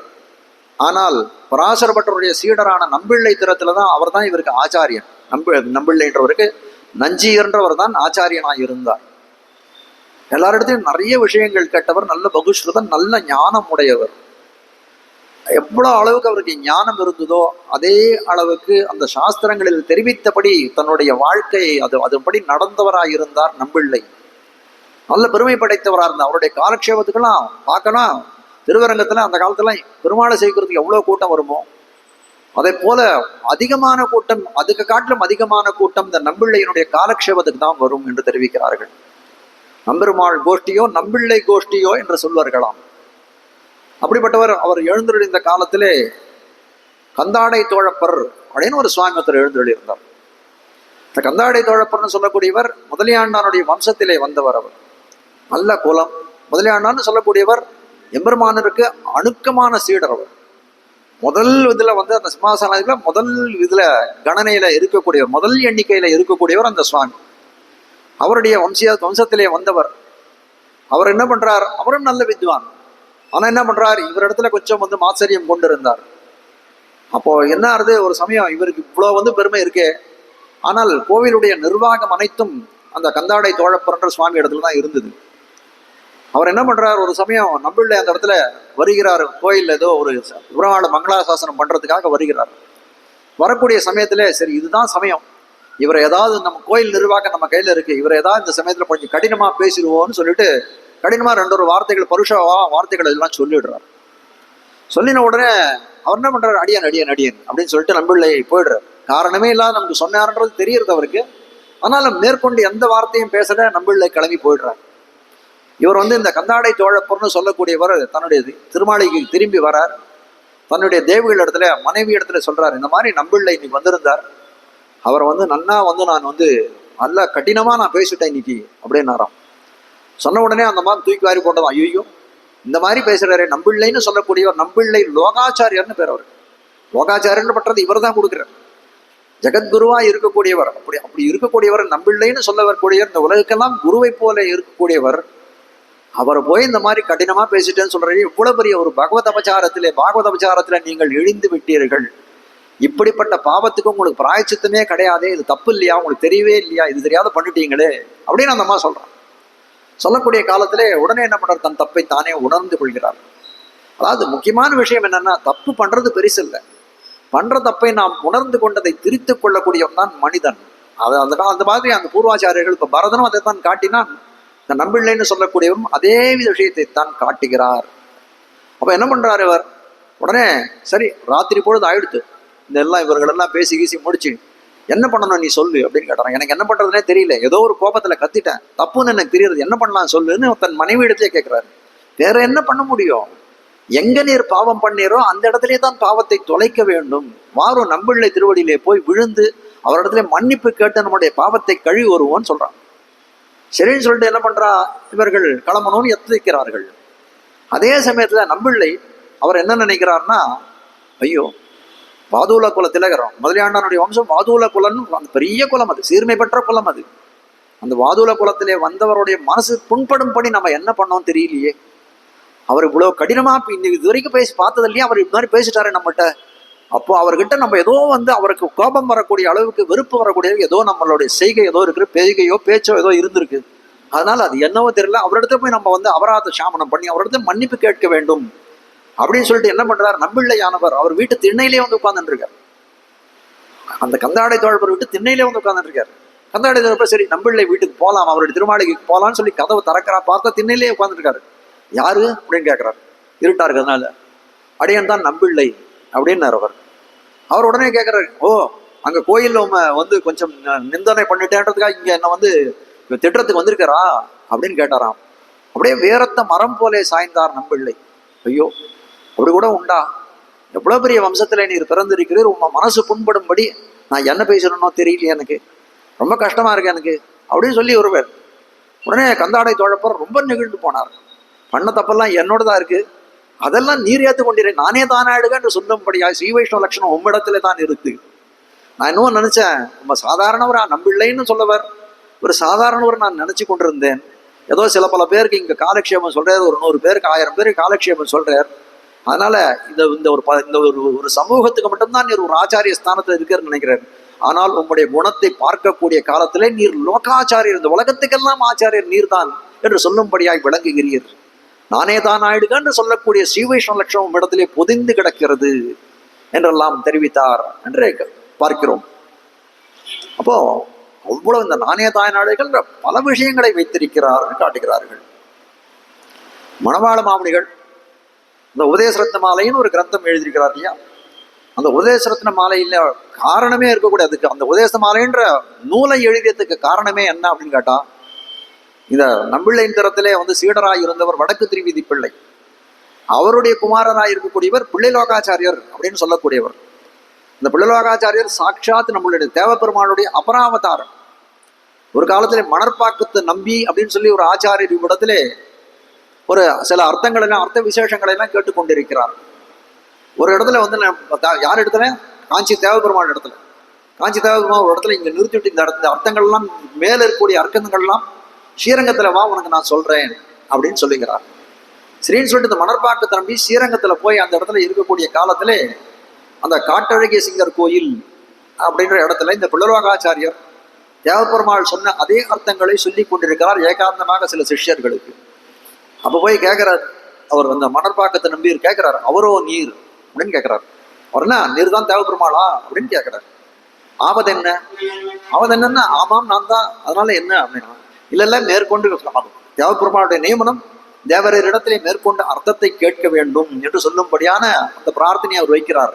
அவருக்கும் சேர்ந்து ஸ்ரீவச்சன பூஷணம்ன்ற அந்த கிரந்தத்தினுடைய அர்த்தத்தை தெரிவித்தார் என்று காட்டுகிறார்கள். அப்படிப்பட்ட ஸ்ரீவச்சன பூஷணம் சொல்லப்பட்டது. ஸ்ரீவச்சன பூஷணம் திவ்ய சாஸ்திரம் தெரிவிப்பார்கள். அந்த ஸ்ரீவச்சன பூஷணத்துடைய பெருமையை தெரிவிக்கக்கூடியதாய் அமைந்திருக்கக்கூடியது அந்த உபதேசரத்ன மாலைன்னு சொல்லக்கூடிய பிரபந்தம். அதுல 7 பாசுரங்களாலே பிள்ளைலோகாச்சாரியார் மற்றும் ஸ்ரீவச்சன பூஷணத்தினுடைய பெருமையை காட்டுகிறார். அதுல ஒரு பாசுரத்தினுடைய வைபவம் இந்த நானே தானாயிடுகன்ற சொல்றது எப்படி காட்டுகிறது, எப்படி நம்மளுடைய நிலைமையை எப்படி பண்படுத்தக்கூடியதா இருக்கிறதுன்றத ஒரே ஒரு விஷயம் ஒரு 5 நிமிஷத்துல தெரிவிக்கிறேன். அதாவது இந்த ஸ்ரீவச்சன பூஷணம் இந்த உபதேசமாலே ஒரு பாசுரம் இருக்கு. 6 வச்சன பூடனத்தின் ஆழ்பொருள் எல்லாம் அறிவார், ஆர் அது சொன்னேரில் அனுட்டிப்பார், ஒருவர் உண்டாகில் அத்தனை கான் உள்ளமே எல்லாருக்கும் அண்டாத தன்னோ அது அப்படின்றது அந்த பாசுரம். இப்போ ஸ்ரீவச்சன பூஷணம் அப்படின்னு சொல்லக்கூடிய கிரந்தம் எப்படிப்பட்டதுன்னா ரொம்ப கம்பீரமான புஷ்டியான அர்த்தங்களை எல்லாம் உடையதாய் இருக்கக்கூடியது. அப்ப என்ன சொல்றார், 6 வச்சன பூடனத்தின் ஆழ்பொருள் எல்லாம் அறிவார், அதை அறிவதற்கு ஆளே அதிகாரியே கிடையாது அப்படின்னு சொல்றாரு. அப்படி சொல்லக்கூடிய காலத்திலே எதிரில் இருக்கக்கூடியவர்கள்லாம் தெரிவித்தார், நீர் தானே அதுக்கு வியாக்கியானம் எழுதியிருக்கிறீர், மணவாள மாமணிகள் நீர் தானே அதுக்கு வியாக்கியானம் எழுதி இருக்கிறீர், அப்படி இருக்கக்கூடிய அர்த்தத்தை அறிய முடியாதுன்னு ஏன் சொல்றார் அப்படின்னு கேட்கிறாராம். ஆறது சொன்னேரில் அனுட்டிப்பார், வியாக்கியானத்தை வச்சு ஓரளவுக்கு அர்த்தத்தை புரிஞ்சு விடலாம், ஆனால் அதுல சொல்லக்கூடிய விஷயத்தை தங்கள் நடைமுறைப்படுத்த முடியுமா, யாராவது கடைபிடிக்க முடியுமான்னா அது ரொம்ப கஷ்டமாச்சு. ஒருவர் உண்டாகில் அப்படி பண்ணக்கூடிய அதிகாரிகள் ஓரொருவர் உண்டாகில் அத்தனை கான் உள்ளமே எல்லாருக்கும் அண்டாத தன்னோ அது. அப்படி அதுல சொல்லக்கிட்டு இருக்க விஷயங்களை அதை கடைபிடிப்பது, நடைமுறைப்பாதுக்கு இது பண்ணுவது ரொம்ப சிரமம். அப்படி ஒருவர் கிடைக்கிறது கூட ரொம்ப அரிது என்றெல்லாம் தெரிவித்தார். அப்போ அதுல நம்ம தெரிஞ்சக்கூடிய விஷயம் என்ன அப்படின்னா, யாராலையுமே நடைமுறைப்படுத்த முடியாத சில விஷயங்கள் அவ்விடத்திலே அந்த சீவச்சன பூஷணத்திலே இருக்கு என்று அறிந்து கொள்கிறோம். அப்படி கூட அந்த மாதிரி அரிய விஷயங்கள் ஏதாவது உண்டா அப்படின்னா அது மாதிரி பல விஷயங்கள் இருக்கு. சீவச்சன பூஷணத்துல காட்டிருக்கக்கூடிய அர்த்தங்கள்ல அந்த மாதிரி நம்மளாலே நடைமுறைப்படுத்துவதற்கு சிரமமாக இருக்கக்கூடிய அர்த்தங்கள் பல காட்டப்படுது. அது ஒரே ஒரு அர்த்தம், இந்த பாசுரத்துக்கு அனுகுணமாக இருக்கக்கூடிய அர்த்தத்தை மட்டும், ஒரு சூர்ணிகையை மட்டும் காட்டுகிறேன். அது சீவச்சன பூஷணத்திலே ஒரு சூர்ணிகை ஒண்ணு இருக்கு. குற்றம் செய்தவர்கள் இடத்தில் குற்றம் செய்தவர்கள் பக்கல் பொறையும் கிருபையும் சிரிப்பும் உகப்பும் உபகாரஸ்மதியும் நடக்க வேணும். திரும்பவும் சொல்றேன், குற்றம் செய்பவர்கள் பக்கல் பொறையும் கிருபையும் சிரிப்பும் உகப்பும் உபகாரஸ்மிருதியும் நடக்க வேணும். இவ்வளவுதான் அந்த சூர்ணிகையோட இது. ஆனால் எவ்வளவு அர்த்தங்கள் இதுல காமிச்சிருக்கார் பாருங்க. குற்றம் செய்தவர்கள் இடத்துல எப்படி அதை பிரிச்சுக்கணும் அப்படின்னா, குற்றம் செய்தவர்கள் இடத்தில் பொறுமை, பொறைன்னு சொன்னாலே அது பொறைன்னு சொல்லுது. குற்றம் செய்தவர்களிடத்தை பொறுமை காட்ட வேணும். நமக்கு யாரோ ஒருத்தர் நம்மளை திடீர்னு ஒருத்தர் வரார், ஏகமா இப்போ ரொம்ப நிந்தனை பண்ணி பேசி விடுறார். அப்போ அவர் இடத்துல நான் என்ன நினைக்கணும் அப்படின்னா, பொறுமை காட்ட வேண்டும். என்னன்னா நான் அவருக்கு பிரதியா எதுவும் பண்ணிடக்கூடாது, எதிர்வினை ஆற்றக்கூடாது. உடனே என்ன பண்ண, அவர் ஏதோ சொன்னார்னா நான் திருப்பி மேலே சொல்றது, அவர் என்ன ஏதோ ஒரு வைத்தார்னா நான் திருப்பி வைக்கணும், அந்த மாதிரி கூடாது. சில இடத்துல சில பண்ண முடியும், சில இடத்துல பண்ணவே முடியாது. நம்ம நம்மளை நிந்தனை பண்ணக்கூடிய ரொம்ப பெரிய அதிகாரியா இருக்காரு அப்படின்னா அவரிடத்துல எதிர்த்து நம்ம பேசப்பட முடியாது. அப்போ என்ன பண்ண முடியும் அப்படின்னா, ஒரு இடத்துல பொறுத்துன்னு போறோம், நம்ம எதிர சொல்ல முடியும் அப்படின்னா கூட, பிரதிவாதம் பண்ண முடியும் அப்படின்னா கூட நம்ம என்ன பண்றோம், அதை பண்ணாத பொறுமையாக இருக்க வேண்டும் சொல்றாரு. இன்னொரு இடத்துல சொல்றாரு, பிரதிவாதம் பண்ணவே முடியாது, ரொம்ப பெரிய வந்திருக்கக்கூடியவன் ரொம்ப பெரிய அதிகாரி, அவனிடத்துல நம்ம பேசக்கூட முடியாது. அப்படி இருக்கக்கூடிய காலத்துல என்ன ஆகும், நம்ம மனசுலே ஒரு இதுவாகும், ஒரு என்ன சொல்ற, ஒரு ஜுகுப்சை, ஒரு இது உண்டாகும், வெறுப்பு உண்டாகும் அவன் திறத்திலே, மனம் கன்றி போகும். இந்த மாதிரி நம்மள சொல்லிட்டானே அவன், திரும்பி கூட நம்மளால அவனை வெய்ய முடியலையே அப்படின்னு நினைக்கக்கூடிய காலத்திலே மனம் ஒரு வெம்பி போகும். அப்ப சொல்றார், இந்த ரெண்டு விதமான விகாரங்களும் நம்ம மனசுல ஏற்கப்படக்கூடாது. ஒருத்தன் நம்மளை நிந்தனை செய்தானே ஆனால் அவனை திருப்பி நிந்தனை செய்யக்கூடாது, பொறுமையா இருக்கணும். அவனை திருப்பி நிந்தனை செய்யக்கூடாது. இல்ல, அவனை திருப்பி நிந்தனை செய்யக்கூடிய அளவுக்கு எல்லாம் ரொம்ப பெரிய மனுஷனா இருந்தா என்ன நினைக்கணும், அப்போ நம்ம மனம் கன்றி போயிருக்கணும், அந்த மனம் கூட கன்றி போய் இருக்கக்கூடாது அப்படின்னு தெரிவிக்கிறார். அடுத்த விஷயம் தெரிவிக்கிறார், குற்றம் செய்தவர்களிடத்தில் கிருபை காட்ட வேண்டும் தான். கிருபை காட்ட வேண்டும்னா கருணையை காட்ட வேண்டும். எதுக்காக கருணை காட்டுறது அப்படின்னு கேட்கிறார். எதுக்காக தெரியுமா அவன்கிட்ட கருணை காட்டணும்? இப்ப நம்ம என்ன பண்ணோம், நம்ம இடத்துல ஏதோ ஒரு தவறு செய்தான், ஆனால் நம்ம என்ன பண்ணோம், அதை பொறுத்து கொண்டோம். அது மட்டும் இல்லை, அவனை பேச முடியல, அந்த மாதிரி கொடுத்த மனத்துல கன்றிப்பாகாமல பார்த்து கொண்டோம். இப்ப அண்ணா சொல்லிட்டு பாரு அப்படின்னு சொல்லி மனசுல எந்த விதமான ஒரு தப்பான எண்ணங்களோ ஒரு சோகமோ வச்சுக்கல. ஆனால் இந்த இடத்துல என்ன சொல்றான், குற்றம் செய்தவர்களுக்கு கிருபை காட்ட வேணும் அப்படின்னு சொன்னார்களே, ஆனால் என்ன அர்த்தம்னா, நான் தான் மன்னிச்சு விட்டேன், அரசன் அன்று கொல்லும் தெய்வம் நின்று கொல்லும்னு இருக்கே, அந்த தெய்வத்தினுடைய தண்டனையிலேருந்து இவன் தப்ப முடியாதேன்னு அதற்காக நொந்துக்கணும். ஐயோ, இவனுக்கு எப்படியாவது தெய்வமே நீ அவனுக்கு கருணை பண்ணு அப்படின்னு சொல்லி அவனுக்கு இடத்துல கருணை காட்டக்கூடியவனா இருக்கணும். அதுதான் பரதுக்க அசகிஷ்ணுத்வம், பிறனுடைய துக்கத்தை சகிக்க முடியாதது அசகிஷ்ணுத்வம் அப்படின்னு தெரியாது. பிறன் கஷ்டப்படுறானா அதை கண்டு இவன் தாங்க முடியாத இருக்கக்கூடியது. அப்போ குற்றம் செய்தவர் கிழத்திலே பொறுமையாக இருக்க வேண்டும், ஒண்ணு கிருபையோட கருணையோட இருக்க வேண்டும். அதுக்கு மேல குற்றம் செய்தவோட சிரிப்பு காட்ட வேண்டும்ன்றான். அவன் என்ன நினைச்சுப்பான், ஒருத்தன் நம்மளை வெய்யறான், நம்ம போய் சிரிச்சோன்னு அவன் நினைச்சுப்பான், என்னடா இவ்வளவு வெய்யறோம் அவன் சிரிக்கிறான்னு நம்மளை பைத்தியம்னு நினைச்சுப்பான். அதனால இல்ல, இவ்வளவு அழகான அர்த்தத்தை காட்டுகிறார் பார்கள். எதற்காக சிரிக்க வேணும், என்னன்னு சிரிக்கணும் கேட்கிறார். எதற்காக ஒருத்தன் நம்ம நிந்தனை பண்ணுகிறான் வெய்யக்கூடிய காலத்திலே எதற்காக சிரிக்கணும், என்னன்னு சிரிக்கணும் அப்படின்னு கேட்கிறார். அவன் என்னன்னா, குற்றமே வடிவெடுத்ததா இருக்கக்கூடியவன் நீ, ஆனால் என்ன பண்ற, வெட்கமில்லாமல் என்னை பழிக்க வந்துடைய அப்படின்னு சிரிக்கணும்னு தெரிவிக்கிறார்கள். ஆனால் என்ன அப்படி காட்ட வந்த விஷயம் என்ன அப்படின்னா, தூஷிப்பவர்கள்லாம் என்ன, நம்மளை ஒருத்தர் தூஷிக்கிறார்னா என்ன கருத்தினாலே தூஷிக்கிறார் அப்படின்னா, நமக்கு ஒரு தாழ்ச்சி ஏற்படணும் அப்படிங்கிறதுக்காக தான் சொல்றா. அப்போ தாழ்ச்சி எப்படி ஏற்படும் அப்படின்னா 2 விதமான தாழ்ச்சி அதுல சொல்றார்கள். ஒன்று அதிருஷ்டத்தில் தாழ்ச்சி, ஒன்று திருஷ்டத்தில் தாழ்ச்சி. ரெண்டாவது 2 விதமான அதிருஷ்டம் திருஷ்டம் சொல்றாரு. திருஷ்டம் அப்படின்னு சொன்னா நம் கண் பார்வைக்கு இலக்காக இருக்கக்கூடியது. அதிருஷ்டம் அப்படின்னு சொன்னா நம் கண் பார்வைக்கு இலக்காகதாக இருக்கக்கூடியது. இப்போ அதிருஷ்டம்னு இந்த இடத்துல சொல்ற. அதிருஷ்டத்திலே நஷ்டம் அப்படின்னு சொன்னா எது அப்படின்னு கேட்டா நமக்கு ஆமுஷ்மிக பலன். இந்த உலகம், இந்த தேகம் கழிந்த பிறகு நமக்கு எம்பெருமான் கொடுக்கக்கூடிய மோட்சம் போன்ற பலன்கள் இருக்கு இல்லையா, இந்த கைங்கரியம் போன்ற பலன்கள், அதுல இவர்கள் பண்ணக்கூடிய தூஷணைகளால அது நஷ்டமடையுமானா அது நஷ்டம் அடையாது. அப்போ திருஷ்டத்திலே நஷ்டம் அப்படின்னு கேட்டா என்னன்னா, இந்த உலகத்துல பல பேர் வந்து இப்போ எனக்கு கொஞ்சம் பெரிய மனுஷன் நினைச்சுட்டு இருக்கலாம். அப்போ அவர்கள்லாம் என்ன நினைக்கா, யாரோ ஒருத்தர் வந்து இவன் ரொம்ப தீயவன் அப்படின்னு சொன்னா ஒரு 4 பேர் என்ன நினைச்சுப்பா, சரி இனிமேல் கூட பேசவே கூடாதுரா, இவனுக்கு ஏதோ பண்ணா உதவியே பண்ணக்கூடாதுரா அப்படின்னு சொல்லி என்ன ஆகும், அந்த திருஷ்டத்திலே நஷ்டம். நம்ம கண் பார்வைக்கு இலக்காகக்கூடிய விஷயங்களில் நமக்கு நஷ்டம் ஏற்படுகிறது. அதனால என்ன இது அப்படின்னு கேட்டா, அதெல்லாம் நான் எப்படி நினைச்சிட்டு இருக்கேன் அப்படின்னா, பிரபன்னர்களாய் எபெருமானே உபாயம் உபேயம் என்று நினைக்கக்கூடியவர்கள் அந்த திருஷ்டத்திலே ஏற்படக்கூடிய நஷ்டத்தை என்ன நினைப்பார்கள், அப்படி அந்த பயன்களெல்லாம் என்ன நினைப்பார்கள், அதெல்லாம் ஒரு திருணம், ஒரு புல்லை போல நினைக்கக்கூடியவர்கள். ஒருத்தர் ஒரு பழம் கொடுக்குறான், ஒருத்தன் ஆடை கொடுக்குறான், ஒருத்தன் பொன் கொடுக்குறான், ஒருத்தன் பணம் கொடுக்குறான். இதெல்லாம் எப்படிப்பட்டது அப்படின்னா ஒரு சாதாரண ஒரு புல்லை போன்றது. அஸ்திமே அஸ்தி சைலேஷ வஸ்து பைதாமகந்தனம். நேற்றுக்கு சொன்ன நேத்திக்கோ முந்தா நேத்திக்கோ சொன்ன வைராக்கிய பஞ்சகத்துல சொல்றாரு. தேசிகனார் என்ன பண்றார், குஞ்சவிருத்தி எடுத்துன்னு போறார். போகக்கூடிய காலத்துல என்ன பண்றாரு, இவருடைய வறுமையை கண்டு அந்த அரிசியோட சேர்ந்து சில தங்கங்கள்லாம் போடுறார். பொன் காசுகள் எல்லாம் போட்டவன் என்ன பண்றாரு, அதை பிடிச்சு தள்ளி விடுறார். ஐயோ அதுல புழு இருக்குன்றார். தங்கத்தை பார்த்தவனே புழு இருக்குன்னு தள்ளி விடுகிறார் என்றெல்லாம் பார்க்கிறோம் இல்லையா. அப்படி இருக்கக்கூடிய காலத்துல காட்ட வந்த விஷயம் இடத்துல என்ன இருக்குன்னா, இந்த உலகத்திலே நாம் அடையக்கூடிய புகழ் பணம் எல்லாமே பார்த்தால் அது திருணத்துக்கு சமானம். எதை நினைக்கும் போதுன்னா, அந்த மேலான ஆமுஷ்மிக பலனாய் இருக்கக்கூடிய பரமபதம், அந்த எம்பெருமானுக்கு பண்ணக்கூடிய கைங்கரியம், அதையெல்லாம் பார்க்கக்கூடிய காலத்திலே இவ்விடத்திலே திருஷ்டத்திலே நாம் அலையக்கூடிய பலன்கள் எல்லாம் புல்லை போன்றது.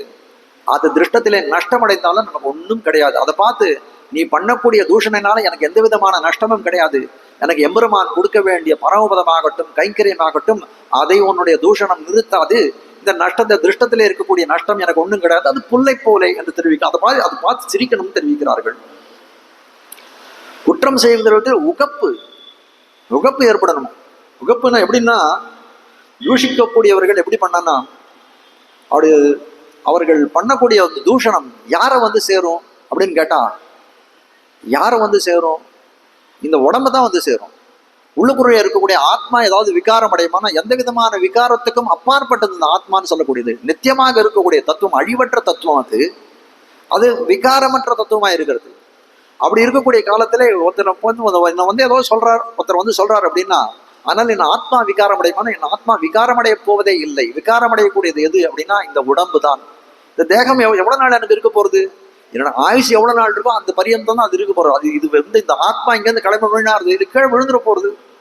அப்படி இருக்கக்கூடிய காலத்துல எப்படி இருக்கணும், பெரியவர்கள் சொல்லுகிறார்கள், இந்த உடம்பை பார்த்தா எப்படி இருக்கணும்னா,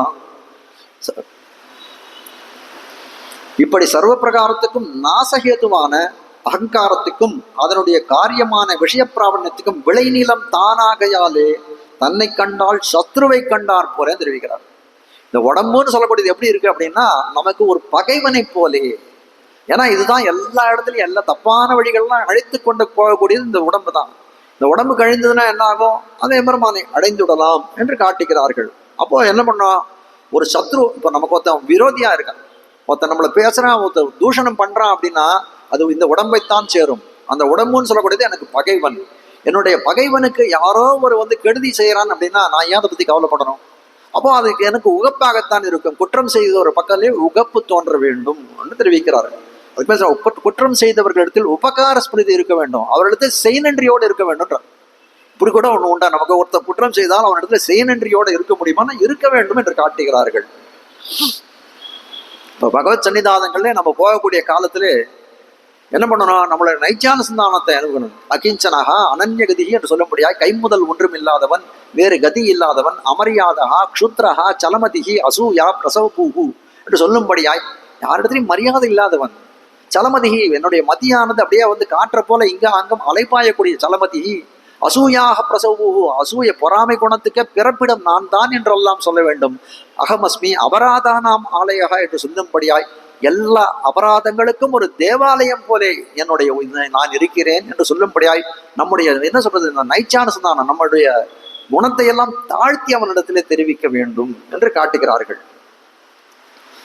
இப்போ இப்படிப்பட்ட இதெல்லாம் என்னன்னா நம்மளாம் போய் சொல்லுவோமானா சொல்றதுக்கு மனசு இருக்காது நமக்கு. நான் கெட்டவன்றது யார் சொல்ல முடியும்? நான் போய் சொல்ல முடியுமா எம்பெருமான் இடத்துல? நமக்கே தெரிஞ்சதா கூட சொல்ல மாட்டோம். ஆனால் அப்படி இருக்கக்கூடியவர்கள் ஒரு சபையில வந்து ஒரு எம்பெருமான் இருக்கக்கூடிய இடத்துல வந்து இவன் தீயவன், இவனுக்கு இந்த தீய குணம் உண்டு, அந்த தீய குணம் உண்டுன்னு சொன்னான்னா நம்ம சொல்ல வேண்டியதை அவன் சொல்லுகிறான் இல்லையா? அதனால உபகார ஸ்மிருதி அவனிடத்துல செய்நன்றியோடு இருக்க வேண்டும் என்று தெரிவிக்கிறார் பராசர பட்டர். ஒரு சமயத்துல நாம் ரம்மருமாளுடைய சன்னிதானத்திலே எழுந்துள்ளிருக்கார் சன்னிவேசத்துல. அப்போ ஒரு 2-3 ஸ்ரீ வைஷ்ணவர்கள் வந்தார்கள். பராசர பட்டர் ஏகத்துக்கு பேசினார்கள். ரொம்ப கடுமையான வார்த்தைகள் அதை வந்து கேட்பார் செவி சூடுன்னு சொல்லும்படியாய் சிசுபாலன் பேசுவாங்க அந்த காலத்தை. கேட்பார் செவி சூடு கீழ்மை வசவுகளே வையும் அப்படின்னு தெரிவிக்கிறார். கேட்பார் செவி சூடு அதெல்லாம் அதை சொல்றார். கேட்பார்னா எப்படி கேட்பார்னு கேட்கிறார். கேட்பார் செவி சூடு சாதாரணமா சொல்லக்கூடிய அர்த்தம் என்ன அப்படின்னு கேட்டா வந்து காதுல கேட்கிறவாளுக்கெல்லாம் அந்த காது சுட்டு போகும் அப்படின்னு அர்த்தம் சொல்லுவாங்க. இல்லை, அப்படி இல்லை. கேட்பார் என்ன எப்படி கேட்பார்னா சில பேர் என்ன பண்ணுவார்களாம், இந்த நாஸ்திகர்களா இருக்கக்கூடியவர்கள் பகவானை வெய்வதற்காக ஒரு சாஸ்வத நிதி வைத்திருப்பார்களாம். யார் யார் இந்த மாதிரி வந்து நிந்தனை பண்ணக்கூடிய அவர்களுக்கெல்லாம் பணம் கொடுத்து இது பண்ணாங்க. நிதி கொடுத்து கேட்பார்களே அவர் சொல்லுவாங்க. பணம் கொடுத்து வந்து எம்பெருமானை வந்து இது பண்ணது என்ன சொல்றது, அந்த நிந்தனை பண்றதை கேட்பதற்காக அவர்கள் காதுகளே சுட்டதுன்னு தெரிவிக்கிறார் நம்பிள்ளை. அப்போ அந்த மாதிரி வந்து கேட்பார் சிவி சூடு கீழ்மை வசவுகளை வையம் என்று சொல்லும்படியாய் பராசர பட்டர் அந்த அளவுக்கு ரொம்ப எவ்வளோ தாழ்த்த முடியுமோ அவ்வளோ தாழ்த்தி பேசினார்களாம் நம்பெருமாள் எதிரே. உடனே என்ன பண்ணாராம் பராசர பட்டர், அன்னைக்கு நிறைய சர்வாலங்காரம். பராசர பட்டர் எப்பவும் சன்னதிக்கு போகக்கூடிய காலத்திலே வரை சந்தன குழம்பும் வான் கலனும் பட்டும் விரை பொலிந்த வெண் மல்லிகையும் நிறைத்து கொண்டு ஆதிக்கண்ணின் அறிவன் அடியினையை ஓதிப்பணிவதரும் என்று சொல்லும்படியாய் எப்பவும் சர்வாலங்கார பூஷிதராய் போவார். அப்படிப்பட்டவர் என்ன பண்ணாராம், தன் கழுத்துல இருந்த வந்து திருமணி தாழ்வடங்கள் என்ன, தங்க மாலைகள் என்ன, பவித்திரங்கள் என்ன, தான் அடிந்து கொண்டிருந்த பட்டுகள் என்ன, எல்லாத்தையும் இது பண்ணாராம். எல்லாத்தையும் எடுத்து அவளுக்கு கொடுத்துட்டாங்க. யார் திட்டினார்களோ அவரை வெய்தார்களோ அவருக்கு எல்லாத்தையும் போத்திட்டாராம், எல்லாத்தையும் கொடுத்துட்டாராம். என்ன சுவாமி இப்படி பண்றாரு நீர் அப்படின்னு கேட்டாராம். ஐயோ, எம்பெருமான் திறத்துல இவ்வளவு கடுமையான இவ்வளவு தீயவன் நான் நியாயமா சொல்லியிருக்கணும். அதை எனக்கு சொல்றதுக்கு நான் கிளம்பல. இவர்களெல்லாம் எம்பெருமான் இடத்துல சொல்லிட்டார்களே, என்னுடைய பாவம் எல்லாம் கழித்து விட்டார்களே, அவர்கிட்ட உபகார ஸ்மிருதியோடு நடக்க வேண்டும் என்று தெரிவித்தார் என்று காட்டுகிறார்கள். இப்போ நானே தான் ஆயிடுக அப்படின்னு சொன்னமே, ஆனால் செய்யாத குற்றத்தை ஒரு பாகவதர் ஒரு பெரியவனாக இருக்கக்கூடியவர் சொன்னால் அதை ஏற்றுக்கொள்ள வேண்டும். குற்றவம் செய்பவர்கள் திறத்திலே பொறையும் கிருபையும் சிரிப்பும் உவப்பும் உபகார ஸ்மிருதியும் இந்த 5 விஷயங்களும் நாம் காட்ட வேண்டும் அப்படின்றது நாம் அறிந்து கொள்ள வேண்டிய ஒரு பெரிய விஷயம் என்று காட்டுகிறார்கள். நானே தானாயிடுக இன்னும் நிறைய விஷயங்கள் இருக்கு, ஆனால் அவகாசம் தான் இல்லை. ஒல்லை நீ போதாய்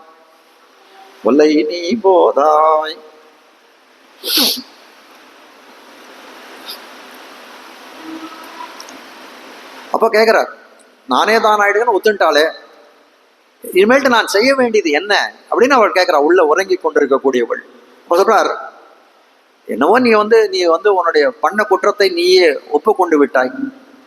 சரி, ரைட், இனிமேல்ட்டு கால விளம்பம் செய்யாதே, இந்த திரளிலே வந்து சேர். கிருஷ்ணானுபவம் நம்ம செய்ய வேண்டுமே, அதனால இந்த திரளிலே வந்து சேர் என்று அவளை அழைக்கிறார்கள். ஒலை நீ போதாய் உனக்கென்ன வேறுடையை அப்படின்னு சொல்லக்கூடிய காலத்துல நீ வந்துரு, சீக்கிரமா வந்துருன்னு தெரிவிக்கிறாள். இதோ புறப்பட்டு வருகிறேன் அப்படின்னு சொன்னவள் ஆனாலும் வரவில்லை. அப்படியே அந்த திரளில வந்து புகாது நிற்கிறார். அப்படியே வந்து இது பண்ணிட்டு இருக்காள். என்ன உடனே நம்ம உடனே நீ போதாய்னு சொன்ன உடனே வான்னு நம்ம அழைத்த காலத்திலே உடனே வந்துருவான்னு நினைச்சோமே, அரைகுலே தலைகுலே ஓடி வருவான்னு நினைச்சோம், ஒண்ணுமே காணுமே, வரத்துப்படி இதுக்கான சந்தர்ப்பமே ஒண்ணு காணுமே அப்படின்னு நினைக்கிறார்கள். உனக்கென்ன வேறுடையை, உனக்கு என்ன வந்து தனியான இது ஏதாவது விசேஷம் தான் ஏதாவது உண்டா? 5 லட்சம் குடிப்பெண்களாக நாங்கள்லாம் இருக்கோமே இந்த இடத்துல. அப்படி இருக்கக்கூடிய காலத்திலே நாங்கள்லாம் இங்க இருக்கக்கூடிய இந்த கிருஷ்ண அனுபவம் பண்ணணுன்றதுக்காக வந்திருக்கோம். அப்படி இருக்கக்கூடிய காலத்திலே இவ்வளவு சொன்னதுக்கு பிறகும் நானே தானாடுக நீயே உன் குற்றத்தை வந்து தலைமையில போட்டுக்கொண்ட பிறகும் இந்த மாதிரி கால விளம்பம் செய்கிறாயே, உனக்கு என்ன விசேஷம்? இந்த 5 லட்சம் குடிப்பெண்கள்ல உனக்கு என்ன விசேஷம் உண்டு என்று இவர்கள் கேட்கிறார்கள். உனக்கென்ன வேறுடையை எல்லாரும் போகுந்தாரோ இப்ப கேட்கிறா, எல்லாரும் போந்தாரோ, எல்லாரும் வந்துட்டார்களா அப்படின்னு தான் கேட்கிறான். கீழே இதே தான் சொன்னோம். இவள் எப்படிப்பட்டவளாய் எழுப்பப்படக்கூடிய பெண் எதை விரும்புவளாய் இருக்கிறாங்க? நல்ல பாகவத சமிருத்தியை விரும்பக்கூடிய பெரிய ஒரு சமூகம், எம்பெருமானுடைய அடியார் கூட்டத்தை காண ஆசைப்படுபவளா இருக்கிறார். எல்லாரும் போந்தாரோ. அவர் சொன்னார், உங்களோட கூடுறதை காட்டிலும் எனக்கு என்ன பெரிய இதுவும் உண்டு. அதுதான் நான் இந்த பிறவியில் படுத்த பயனே என்னன்னா உங்களோட கூட வேண்டியதுதான். ஆனா என்ன நான் நினைக்கிறேன்னா, எல்லாரும் போந்தாரோ, வர வேண்டியவர்கள் அனைவரும் வந்தாரோ, அப்படி வந்துட்டா பெறப்படலாம், யாரையும் விட்டுட்டு போகக்கூடாது இல்லையா அப்படின்னு நான் கிடக்கிறேன் என்றார்கள். உடனே எல்லா பெண்களும் என்ன பண்ண, எல்லாரும் வந்து கூடினார்கள். ஒருத்தரும் பாக்கிற ஒருத்தருப்படா வந்து பட, நீயே வந்து பார். எல்லாரும் போந்தாரோ, போந்தார் வந்தார்கள், எல்லாரும் போந்தார் போந்து எண்ணிக்கொள். நீ வந்துட்டார்கள், வந்து நீயே பார்த்து எண்ணிக்கைய, நீயே பார்த்து போந்தார் போந்து எண்ணிக்கொள் என்று தெரிவிக்கிறார்கள். அப்போ என்ன பண்றா, நீயே வா, வரக்கூடிய எதனால இவ்வளவு போந்தார் போந்து எண்ணிக்கொள்னு கூப்பிடுறான்னா, அப்படியாவது எழுந்து வந்தான்னா இவர்கள் எல்லாம் விரும்பக்கூடியது அவளுடைய சங்கமத்தை. அப்படி வந்தாளானால் தோழிகள் எல்லாம் ஒருவர் என்ன பண்ணலாம், இத்தனை இவள் பேரை சொல்லி அவள் கூப்பிடலாம், அவள் பேரை சொல்லி இவர் கூப்பிடலாம், அவள் ஸ்பர்சம் இவர் மேல படலாம், இவள் ஸ்பர்சம் அவர் மேல படலாம். அப்போ எல்லாருக்கும் இருக்கக்கூடிய அந்த சங்கமம்ன்றது ஏற்படுமே, அந்த தோழிகளுடைய சங்கமம் அது நடக்குமே. போந்தார் போந்து எண்ணிக்கொள் என்று தெரிவிக்கிறார்கள். அதனால 5 லட்சம் குடி பெண்களையும் எண்ணணும்னா இவளுக்கு நிறைய அவகாசம் ஆகுமே, ஆனால் நம்ம கூட நிறைய நேரம் இருப்பாள் அப்படின்னு எல்லாம் நினைக்கிறார்கள். ஆனால் நாம் அனைவரும் செய்ய வேண்டியது என்ன வந்துட்டு அப்படின்னு கேட்கறா. அதுக்கு மேல அதுக்கு நான் வந்து விடுறேன், நாமெல்லாம் செய்ய வேண்டியது என்ன அப்படின்னு சொல்லக்கூடிய காலத்தை, வல்லானை கொன்னானை மாத்தானை மாத்தழிக்க வல்லானை மாயனை பாடேலோர் எம்பாவா என்று தெரிவிக்கிறார். வல்லானை கொன்னானை, வல்லானை கொன்னானைனா இந்த கோலையாபீடம் என்று சொல்லக்கூடிய யானையை முடித்தவனாய் இருக்கக்கூடியவன் கண்ணன் எம்பெருமான். வல்லானை கொன்னானை மாற்றானை மாற்றடிக்க வல்லானை, மாற்றான்னு சொல்லக்கூடியவன் சத்ரு, பகைவர், பகைவர்களை மாற்றழிக்க வல்லான் என்று தெரிவிக்கிறார். மாற்றழிக்க வல்லான்னு அழிச்சு விடுறான் எம்பெருமான் அப்படின்னு சொன்னா, சத்ரு அழிச்சுடான், ராவணனை அழிச்சுட்டான், இரண்யகசிபுவை அழிச்சுட்டான் அப்படின்னு சொன்னா அவனுடைய தேகத்தை தான் அழித்தான். அந்த உள்ளுக்குள்ள இருக்கக்கூடிய ஆத்மான்னு சொல்லக்கூடிய நித்திய வஸ்து, அதை என்னைக்கு எம்பெருமான் அழிக்க மாட்டான், அது அழிவுக்கு உட்பட்டதும் இல்லை. ஆனால் மாற்றானை மாற்றழிக்க வல்லான், இந்த தேகம்தான் அவனை விட்டு பிரிந்ததே கிடையாது, அந்த ஆத்மாவானது நித்தியமாக இருக்கக்கூடிய வஸ்து அப்படி சொல்றான். மாற்றழிக்க வல்லான். ராவணன் என்ன தெரிவிக்கிறான், ராவணன் கிட்ட கச்சானு ஜானம், இன்று போய் நாளை வா என்று சொல்லக்கூடிய அளவுக்கு கருணை புரிந்தவனாக இருந்தான். ஆனால் அது இல்லாதனால என்ன பண்ணான், தேகத்தை ஒழித்தான். மாற்றானை மாற்றழிக்க வல்லானை மாயனை. மாயன் அப்படின்னு சொன்னா ஆச்சரியமான சிரஷ்டி யுதங்கள் செய்யக்கூடியவனா இருக்கக்கூடியவன். அப்படி யார் அப்படின்னு கேட்டா அவன் வேற யார், கண்ணன் தானே. இந்த திருவாய்ப்பாடிக்கு நாயகனாய் இருக்கக்கூடியவன் நாதன் கண்ணன் தானே. அப்படி என்ன மாயம் அப்படின்னா, எதிரிகளெல்லாம் படுத்தக்கூடியவன். கோலையாபிடன்ற யானையை முடிச்சான், சானூர முஷ்டிகர் என்று சொல்லக்கூடிய மல்லர்களை முடிச்சான், கம்சன் குஞ்சு பிடித்தடித்து அவன் உயிரை போக்கினான். அப்படிப்பட்டவன் எதிரிகளை பாடாய்படுத்தக்கூடிய கண்ணன் எப்படி இருக்கான், மாயன்னா. ஆட்சிகள் கட்டவும் அடிக்கவும் வந்து இதுவா இருக்கான். அழுகையும் அஞ்சு நோக்கும் அந்நோக்கும் அணிகொள் செஞ்சிருவாய் நெளிப்பதும் தொழுகையும் இவை கண்ட அசோதை, எழில்கொள் தாம்பு கொண்டு அடிப்பதற்கு எழுகணையும். தாம்பு கைது எழுதுனா அடிப்பதற்கு எழுகணை, அடிக்கிறதுக்குன்னா வாங்கிக்கிறதுக்கு சித்தமா இருக்கானாம். புடைக்கு அலர்ந்தானை அம்மானை என் சொல்லி புலம்புவனே தெரியும் திருவிருத்தல. புடைக்குன்னா அடிக்கிறதுக்கு, அடிச்சானா என்ன பண்ணுவான், அலர்ந்தான். அப்படி புஷ்பமானது மலர்றதோ அது போல சந்தோஷத்துல அப்படியே வந்து அவன் முகம் பூரிப்படைகிறது என்று தெரிவிக்கிறார்கள். அப்படிப்பட்ட மாயனை பாடேலோர் எம்பாவாய்னு அந்த திருப்பாவினுடைய பாசுரத்தினுடைய அர்த்தத்தை இது பண்றார்கள். அதுமேல இந்த பாசுரத்தாலே கடைசியாக இருக்கக்கூடிய ஆழ்வார் திருமங்கை ஆழ்வாரை எழுப்பப்படுகிறார் என்று காட்டுகிறார்கள். இந்த பாசுரம் எப்படி இருக்கு, இந்த எல்லே இளங்கிழியன்னு சொல்லக்கூடிய, ஏற்கனவே சொன்னேன், ஒருத்தர் முதல்ல ஒரு கேள்வி கேட்கிறா, எல்லே இளங்கிழியே இன்னும் உறங்குதியோ அப்படின்னு சொல்லுவது, சில்லன் அழையேன் மின். உள்ள இருக்கும் வெளியில இருக்கும் அவர் வார்த்தை பேசுறா, உள்ள இருக்கும் அவர் வார்த்தை பேசுறா அப்படின்னு சொன்னேன். அதே போல திருமங்கை ஆழ்வாரம் ஒரு பதிகமே பாடியிருக்கார். மானமரும் என்னோக்கி வைதேவியின் துணையாக கானமரும் கல்லதர் போய் காடுரைந்தான் காணேடி. முதல் 2 அடிகள் ஒருத்தர் ஒரு பெண் பாடுறான். மானமரும் என்னோக்கி ராமனுடைய விருத்தாந்தம். மானமரும் என்னோக்கி வைதேவியின் துணையா கானமரும் கல்லதர் போய் காடுரைந்தான் காணேடி. நீனும் ராமன் ராமன் ராமன் சொன்னியே, அப்படிப்பட்ட ராமன் என்ன பண்ணான், தன் மனைவி அழைத்து கொண்டு போய் காட்டுல போய் இருக்கான். அவன் ராஜாதி ராஜனாவான்னு நினைச்சா கடைசியில் காட்டுல போய் வசிக்கிறானே. அவன் ஒரு தபஸ்வி ஆயிட்டானமே அப்படின்னு கேட்கிறா ஒரு பெண்ணு. காணமரும் கல்லதர் மேல 300 பாடுபடுறா. காணமரும் கல்லதர் போய் காடுரைந்த பொன்னடிக்கள் வானவர்தம் சென்னி மலர் கண்டாய் சாழலே. இப்படிப்பட்ட காத்துக்கு போனா கூட அவன் நின்று இருக்கானா. அந்த இடத்துல தேவர்கள் வந்து இவர்கள் எல்லாம் வந்து முனிவர்கள் எல்லாம் வந்து உழுந்து காடுறைந்த பொன்னடிக்கள் வானவர்தம் சென்னி மலர் கண்டாய் சாழலே. அந்த தேவர்களுடைய சிரசுல எது ஆபரணமா இருக்கு தெரியுமா? எது அந்த தேவர்கள்லாம் இந்திரன் முதலான தேவாதி தேவர்கள் எல்லாம் வந்து அவர்கள் தலையிலே சிரோபூஷணமாக கொண்டது எது தெரியுமா? எங்களுடைய ராமனுடைய திருவடி தான். இதே மாதிரி 10 பாசுரங்கள் இந்த மாதிரி எல்லை இளங்கிலே இன்னும் ரங்குதின்னு சொல்ல முடியாது. மானமரி நோக்கி தந்தை தலைகழல தோன்னி போய் ஆய்ப்பாடி நந்தன் குலமதலையாய் வளர்ந்தான் காணேடி. கண்ணனை பத்தி சொல்றார். நந்தன் குலமதலையாய் வளர்ந்தான் நான் முகர்க்கு தந்தை கான் எந்தை மிகான் கான் சாழலே. நந்தனுக்கு பிள்ளையா பிறந்தான், ஒரு இடையன் அவன். அவனுக்கு பிள்ளையா பிறந்தானா? அவனுக்கு மட்டுமா அவன் பிள்ளையா பிறந்தான்? அப்படி நினைச்சுட்டு இருக்கா. பிரம்மாவுக்கே அப்பா யார்? இவன் தான் என்று சொல்லிக்கும்படியா இருக்கக்கூடிய அர்த்தங்களை பதிந்த இருக்கக்கூடிய பாசுரமா இருக்கிறது. அதே போல இந்த எல்லை இலக்கிய போலவே அந்த இது இருக்கு. அதனாலே சாமியம் உண்டு திருமங்கை ஆழ்வார் எழுப்பப்படுகிறார். அதுல எல்லை இளங்கிளியே அப்படின்னு சொல்லக்கூடிய காலத்துல இந்த கிளியினுடைய பிரஸ்தாபம் திருமங்கை ஆழ்வார் அடிக்கடி பண்ணியிருக்கார். அவருக்கு திருமங்கை ஆழ்வாரே ஒரு கிளியாக உருவப்படுத்துகிறார். திருமங்கை ஆழ்வார் ஒரு கிளியையும் வளர்த்தார். அவன் 2 விதமாகவும் சொல்லலாம். அவர் சொல்றார், மென்கிளி போல் மிக மிழத்தும் என் பேதையே. எவ்வளவு பாசுரங்கள், ஒரு துணுக்கைகள் சந்தைகள் எடுத்து காட்டார். பண்டிவன் ஆயன்னங்காய் படிரன் புகுந்து என் மகள் தன் செங்கனிவாய் கெண்டையொன் கண் அவன் பின் கெண்டையொன் கண் கிளி போல் மிழற்றி நடந்து. அந்த நாயகன் போறானா, அவன் பின்னாடி போறான். தாய் சொல்றான், பரகால நாயகுடைய தாய், பண்டிவன் ஆயன்னங்காய் படிரன் புகுந்து என் மகன் தன் தொண்டையான் செங்கனிவாய் நுகர்ந்தானை வந்து அவன் பின் கெண்டையொன் கண்முளிர கிளி போல் மிழற்றி நடந்து. கிளி போல மிழற்றி போனாலும் மிழற்றி நடந்து. அது மட்டும் இல்ல, கிளி என்ன சொல்வா? சொன்னதை சொல்லுமாம் கிளிப்பிள்ளை சொல்றார். மாமுனிகள் தன்னுடைய உபதேசமால பாடுறார். மரன் பணித்த தமிழ் மறைக்கு மங்கையர்கோன் அரங்கம் கூற அவதரித்த. தமிழை வந்து சம்ஸ்கிருத ரூபமா இருந்த வேதங்கள் எல்லாம் தமிழ் ரூபமாக ஆக்கினார் மாறன்னு சொல்லக்கூடிய நம்மாழ்வார். அப்போ எப்படி வேதத்துக்கெல்லாம் 6 அங்கங்கள், அந்த வேதத்தை வந்து காப்பதற்காக ரட்சணம் செய்வதற்காக 6 அங்கங்கள் உண்டோ, அதே போல வந்து அந்த தமிழ் வேதங்களாய் இருக்கக்கூடிய நம்மாழ்வாருடைய திவ்ய பிரபந்தங்களுக்கு 6 அங்கங்களாய் இருக்கக்கூடியது திருமங்கை ஆழ்வாருடைய பிரபந்தம். அப்ப கிளிதான சொன்னதை தான் திருப்பி சொல்லும்.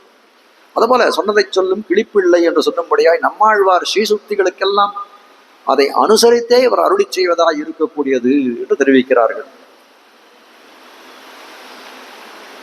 எல்லே இளங்கிளியே இன்னும் உறங்குதியோ அப்படின்னு கேட்டா என்ன அர்த்தம் அப்படின்னு கேட்டா, ஆண்டாள் எழுப்புறாளா திருமங்கை ஆழ்வார். எல்லே இளங்கிளியே இன்னும் உறங்குதியோ அப்படின்னு ஆண்டாள் எழுப்புறாள். உடனே என்ன சொல்றா திருமங்கை ஆழ்வார்? சில்லன் அழையேன் மினும் கோபமா சொல்றான். சில்லன் அழையேன் என்ன அப்படி இதுவா சொல்லாதீங்க, எனக்கு வெறுப்பு இது பண்ணாதீங்க, ரொம்ப கொஞ்சம் மெல்லமா பேசுங்க என்கிட்ட அப்படின்னு சொல்றாராம்.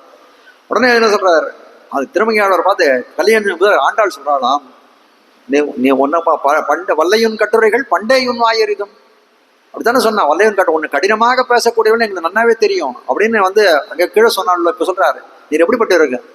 இவர் இந்த திருமங்கையாழ்வார் என்ன பண்ணார், திருவிந்தளூர் அப்படின்ற ஒரு திவ்ய தேசம், அங்கே பெருமாள் மங்களாசாசனம் பண்ணுறது சேவிக்கிறதுக்காக போனார். போனால் அந்த இடத்துல கொஞ்சம் அவகாசம் கழிஞ்சு போயிடுது. கோயில் கதவு கூட்டினதுக்கப்புறம் போயிட்டார். போய் கோயில் கதவு தட்டுறாரு, கதவு தரோம் நம்ம சேவிக்கணுன்றாரு. நான் என்ன பண்ணுறது, கதவு கோயில் காலம் முடிஞ்சு போச்சு, கதவுலாம் தாச்சு போயாச்சு, நீ இருக்கும் போயிட்டு நாளைக்கு காலத்தால் வரணுன்ட்டார் பெருமாள். அவர் சொல்ற ஆசை வழுவா தேத்தும் யமக்கிங்கிழுக்காய்த்து அடியோர்க்கு தேசமறிய காசி நொழியில் திகழும் வண்ணம் காட்டீர் எம்பெருமான் வாசி வல்லீர் இந்தளூரீர் வாழ்ந்தே போம் நீரே. சொல்ல ரொம்ப கண்டிப்பா சொல்ல, பெருமாளை பார்த்து சொல்றாரு, வாசி வல்லீர் உங்க சேவை கிடையாதா, இல்லைன்னா பரவாயில்ல, நீரே வாழ்ந்தோம், வாசி வல்லீர் இந்தளூரீர் வாழ்ந்தே போம் நீரே. உங்களுடைய சேவை கிடைக்கலன்னு கடினமாக சொல்லுறாள். வாசி வல்லீர் இந்தளூரீர் வாழ்ந்தே நீரே வாழ்ந்துப்போம், உங்களுடைய சேவை வேணாம் ஒண்ணு வேண்டாம் அப்படின்னு கடினமாக பேசினார் என்று காட்டுகிறார்கள். கடினமாக பேச வல்லவர் நீர் தான் என்று தெரிவிக்கிறார். உடனே சொல்ற வாசி வல்லீர், உடனே வல்லையுன் கட்டுரைகள் பண்டையுன் வாயிருதம். அப்படின்னு சொன்ன உடனே இவர் என்ன சொல்லணும்? வல்லீர்கள் நீங்களே. திருமங்கையாழ்வார் சொல்ற ஆண்டாளை பார்த்து, வல்லீர்கள் நீங்களே. என போய் வந்து கடினமா பேசுறன்ற, நீங்க தான் வல்லீர்கள்ன்றார்.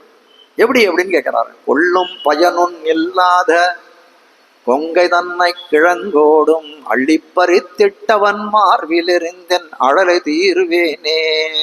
கொம்மை முலைகள் இடர் தீர கோவிந்தர்கோர் புத்தேவல் இம்மை பிறவி செய்யாதே இனி போய் செய்யும் தவம் தானென் சொல்றாரு. எனக்கு ஆண்டாள் சொல்றா, எம்பெருமான பார்த்து சொல்றாரு, எனக்கு இந்த பிறவின்னு ஒண்ணு கொடுத்துருக்க, இந்த பிறவியில நான் உனக்கு கைங்கரியம் பண்ணணும். இம்மை பிறவி செய்யாதே, ஏதோ பரமபத்து போய் நான் கைங்கரியம் பண்ணுறேன்.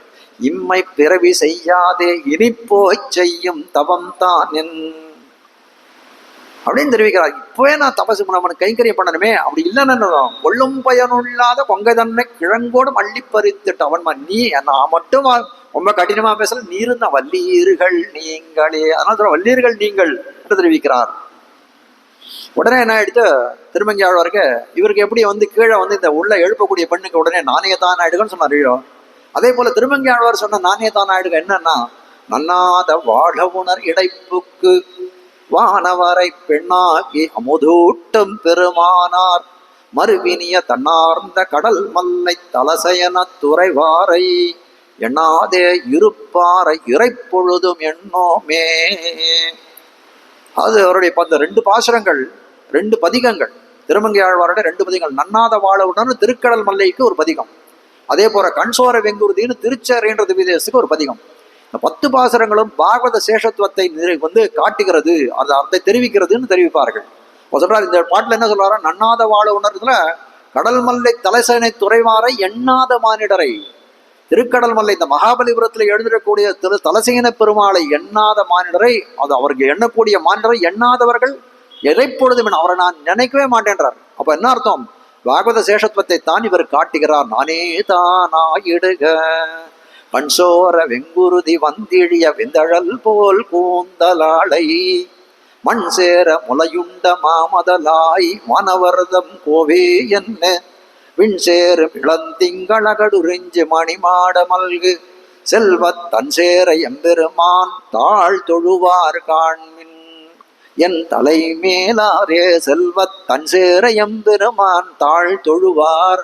திருச்சேரையில் இருக்கக்கூடிய பெருமாளுடைய தாழ் தொழுவார்.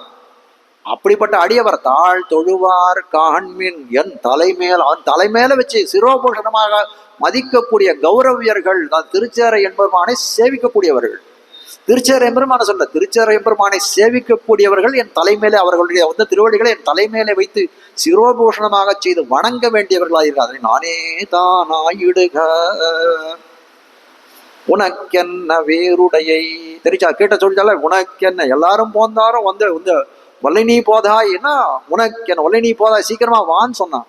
அப்போ வரவே இல்லை, வராது இருக்கு. அப்ப என்ன சொல்றான், உனக்கென்ன நீ என்ன இந்த ரொம்ப விசேஷமா, நீ என்ன இந்த ஊர்லயே ரொம்ப விசேஷமா இந்த திருவாய்ப்பாடிலேயே அப்படின்னு கேட்டாலும் அதே மாதிரி சொல்றாரு, நீ என்ன ரொம்ப விசேஷமா அப்படின்னு ஆண்டாள் கேட்கிறா. பதில் சொல்றாரு, ஆமா நான் விசேஷம்தான். அப்போ என்ன பண்றாருன்னா, திருமங்கை எந்த ஆழ்வாரும் பாடாத ஒரு பிரபந்தம் என்னன்னா திருமடல்னு சொல்லக்கூடியது. இந்த மடல் எடுக்கிறதுன்னு சொல்லுவா. மடல் எடுக்கிறதுனா என்னன்னா அது பெரிய நிந்தனை எம்பெருமானுக்கு. அதாவது அந்த காலத்துல மடல் எடுக்கிறதுனா என்ன பண்ணுவாள்னா, ஒரு தலைவி தலைவனை வந்து தன்னை மறந்துட்டு போயிடும்.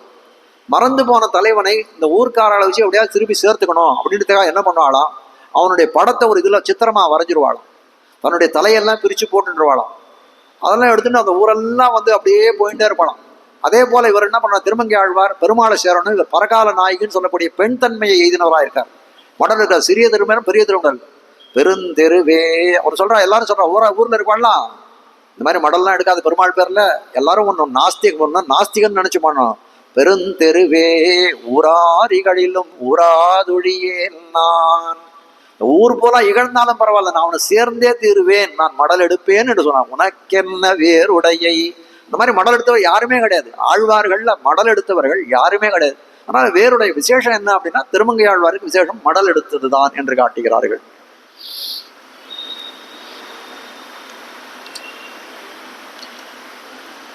எல்லாரும் போந்தாரோ கேட்கிறாராம். திருமங்கை ஆழ்வார் கேட்டாரு, எல்லாரும் போந்தாரோ அப்படின்னு கேட்ட உடனே போந்தார் ஆண்டாள் சொல்றான், போந்தார் எல்லாரும் போந்தாரோன்னா உங்க முன்னாடி இருக்கக்கூடிய ஆழ்வார்கள் எல்லாரும் போந்தாரோன்னா எல்லா ஆழ்வார்களையும் ஏற்கனவே எழுப்பி அமைச்சாச்சு பாவை களத்துக்கு.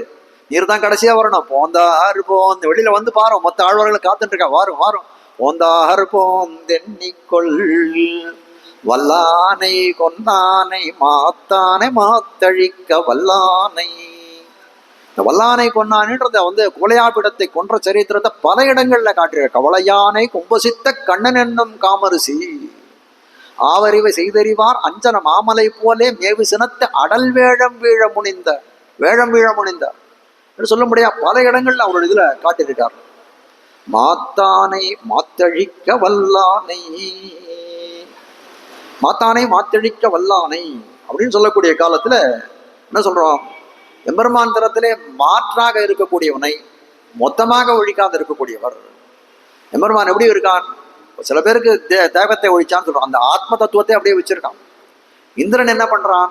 ஒரு காலத்துல இந்த மழை பெய்யறதுக்காக அவனுக்கு வந்து வருஷா வருஷம் ஒரு பெரிய வந்து படையல் போடுகிறார்கள். அந்த திருவாய்ப்பாடியில் இருக்கக்கூடியவர்கள்லாம் பல பல வண்டிகளிலே பிரசாதங்களும் வந்து எல்லாம் இருக்கக்கூடிய வந்து வியஞ்சனங்களும் வந்து பலவிதமான இனிப்புகளும் பலவித பதார்த்தங்கள் அவனுக்கு வருஷா வருஷம் வந்து சமைத்து போடுகிறார்கள்.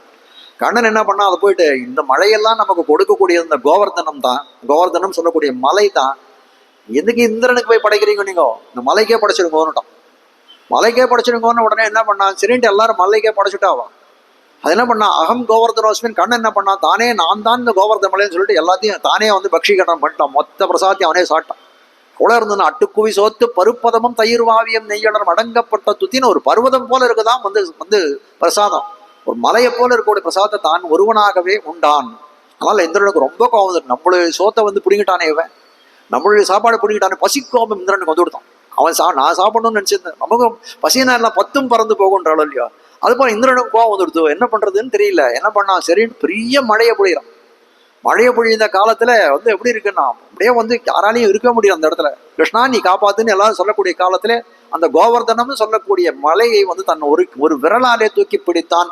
7 நாள் அகோராத்திரம் ராத்திரியும் பகலும் பிடித்து கொண்டிருந்தான் என்று காட்டுகிறார்கள் சரித்திரம். அது அதோ அப்ப மாற்றானை மாற்றடிக்க வல்லானேன்னு சொல்ல முடியா. என்ன இந்த இடத்துல நடந்ததுன்னா, 7 நாள் பிடிச்சு முடிஞ்சுது. இந்திரன் என்ன பண்ணான், தன்னால இனிமேல்ட்டு மழை பெய்ய முடியாது. அவன் கை ஓய்ந்தான். கை ஓய்ந்து போய் வந்தான். அதுக்கப்புறம் இந்திரனை மன்னித்து விட்டான். சரி, இவன் சாப்பாடை தான் பிடிங்கிட்டோம், உயிரையாவது பிடுங்காத விட்டுருவான் அப்படின்னு சொல்லிட்டு மாற்றானை மாற்றழிக்க வல்லானை. அப்படிப்பட்ட அந்த கோவர்தனோத்தாரண சித்தாந்தத்தை பல இடத்துல புன்னமெடுத்து ஆனிரை காத்தவன் தன்னை அப்படின்னு திருமங்க புன்னெடுத்த தோழினானை விரிபுகழ் சேர் விண்ணகரம் நன்னாலும் இன்னானே சொல்லும்படியாய் பல இடங்களில் இந்த கோவர்தன உத்தரணம் செய்ததை பல இடங்களில் திருமங்கை ஆழ்வார் காட்டியிருக்கிறார். இப்போ இன்னென்ன படிகளாலே திருமங்கை ஆழ்வார் எழுப்பப்படுகிறார் அப்படின்றத ரொம்ப அழகாக காஞ்சி சுவாமி தன்னுடைய வியாக்கியானத்திலே காட்டியிருக்கிறார். அதற்கு அனுகுணமாக யதாமதி விடத்திலே விண்ணப்பித்தேன். திருப்பாவையில இந்த பாகவதர்களை எழுப்பக்கூடியதுன்ற 10 பாசுரங்கள், 6வது பாசுரம் தொடங்கி 15வது பாசுரங்கள். அப்போ அந்த கிரமத்துல எல்லாரையும் எழுப்பி ஆயிடுது.